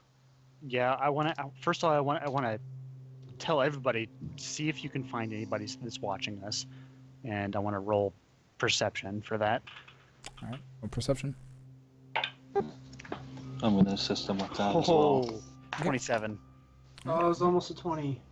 25. No, not 27. Sorry, 22. 22. As you look around, Karma, as you look around, you don't see anybody.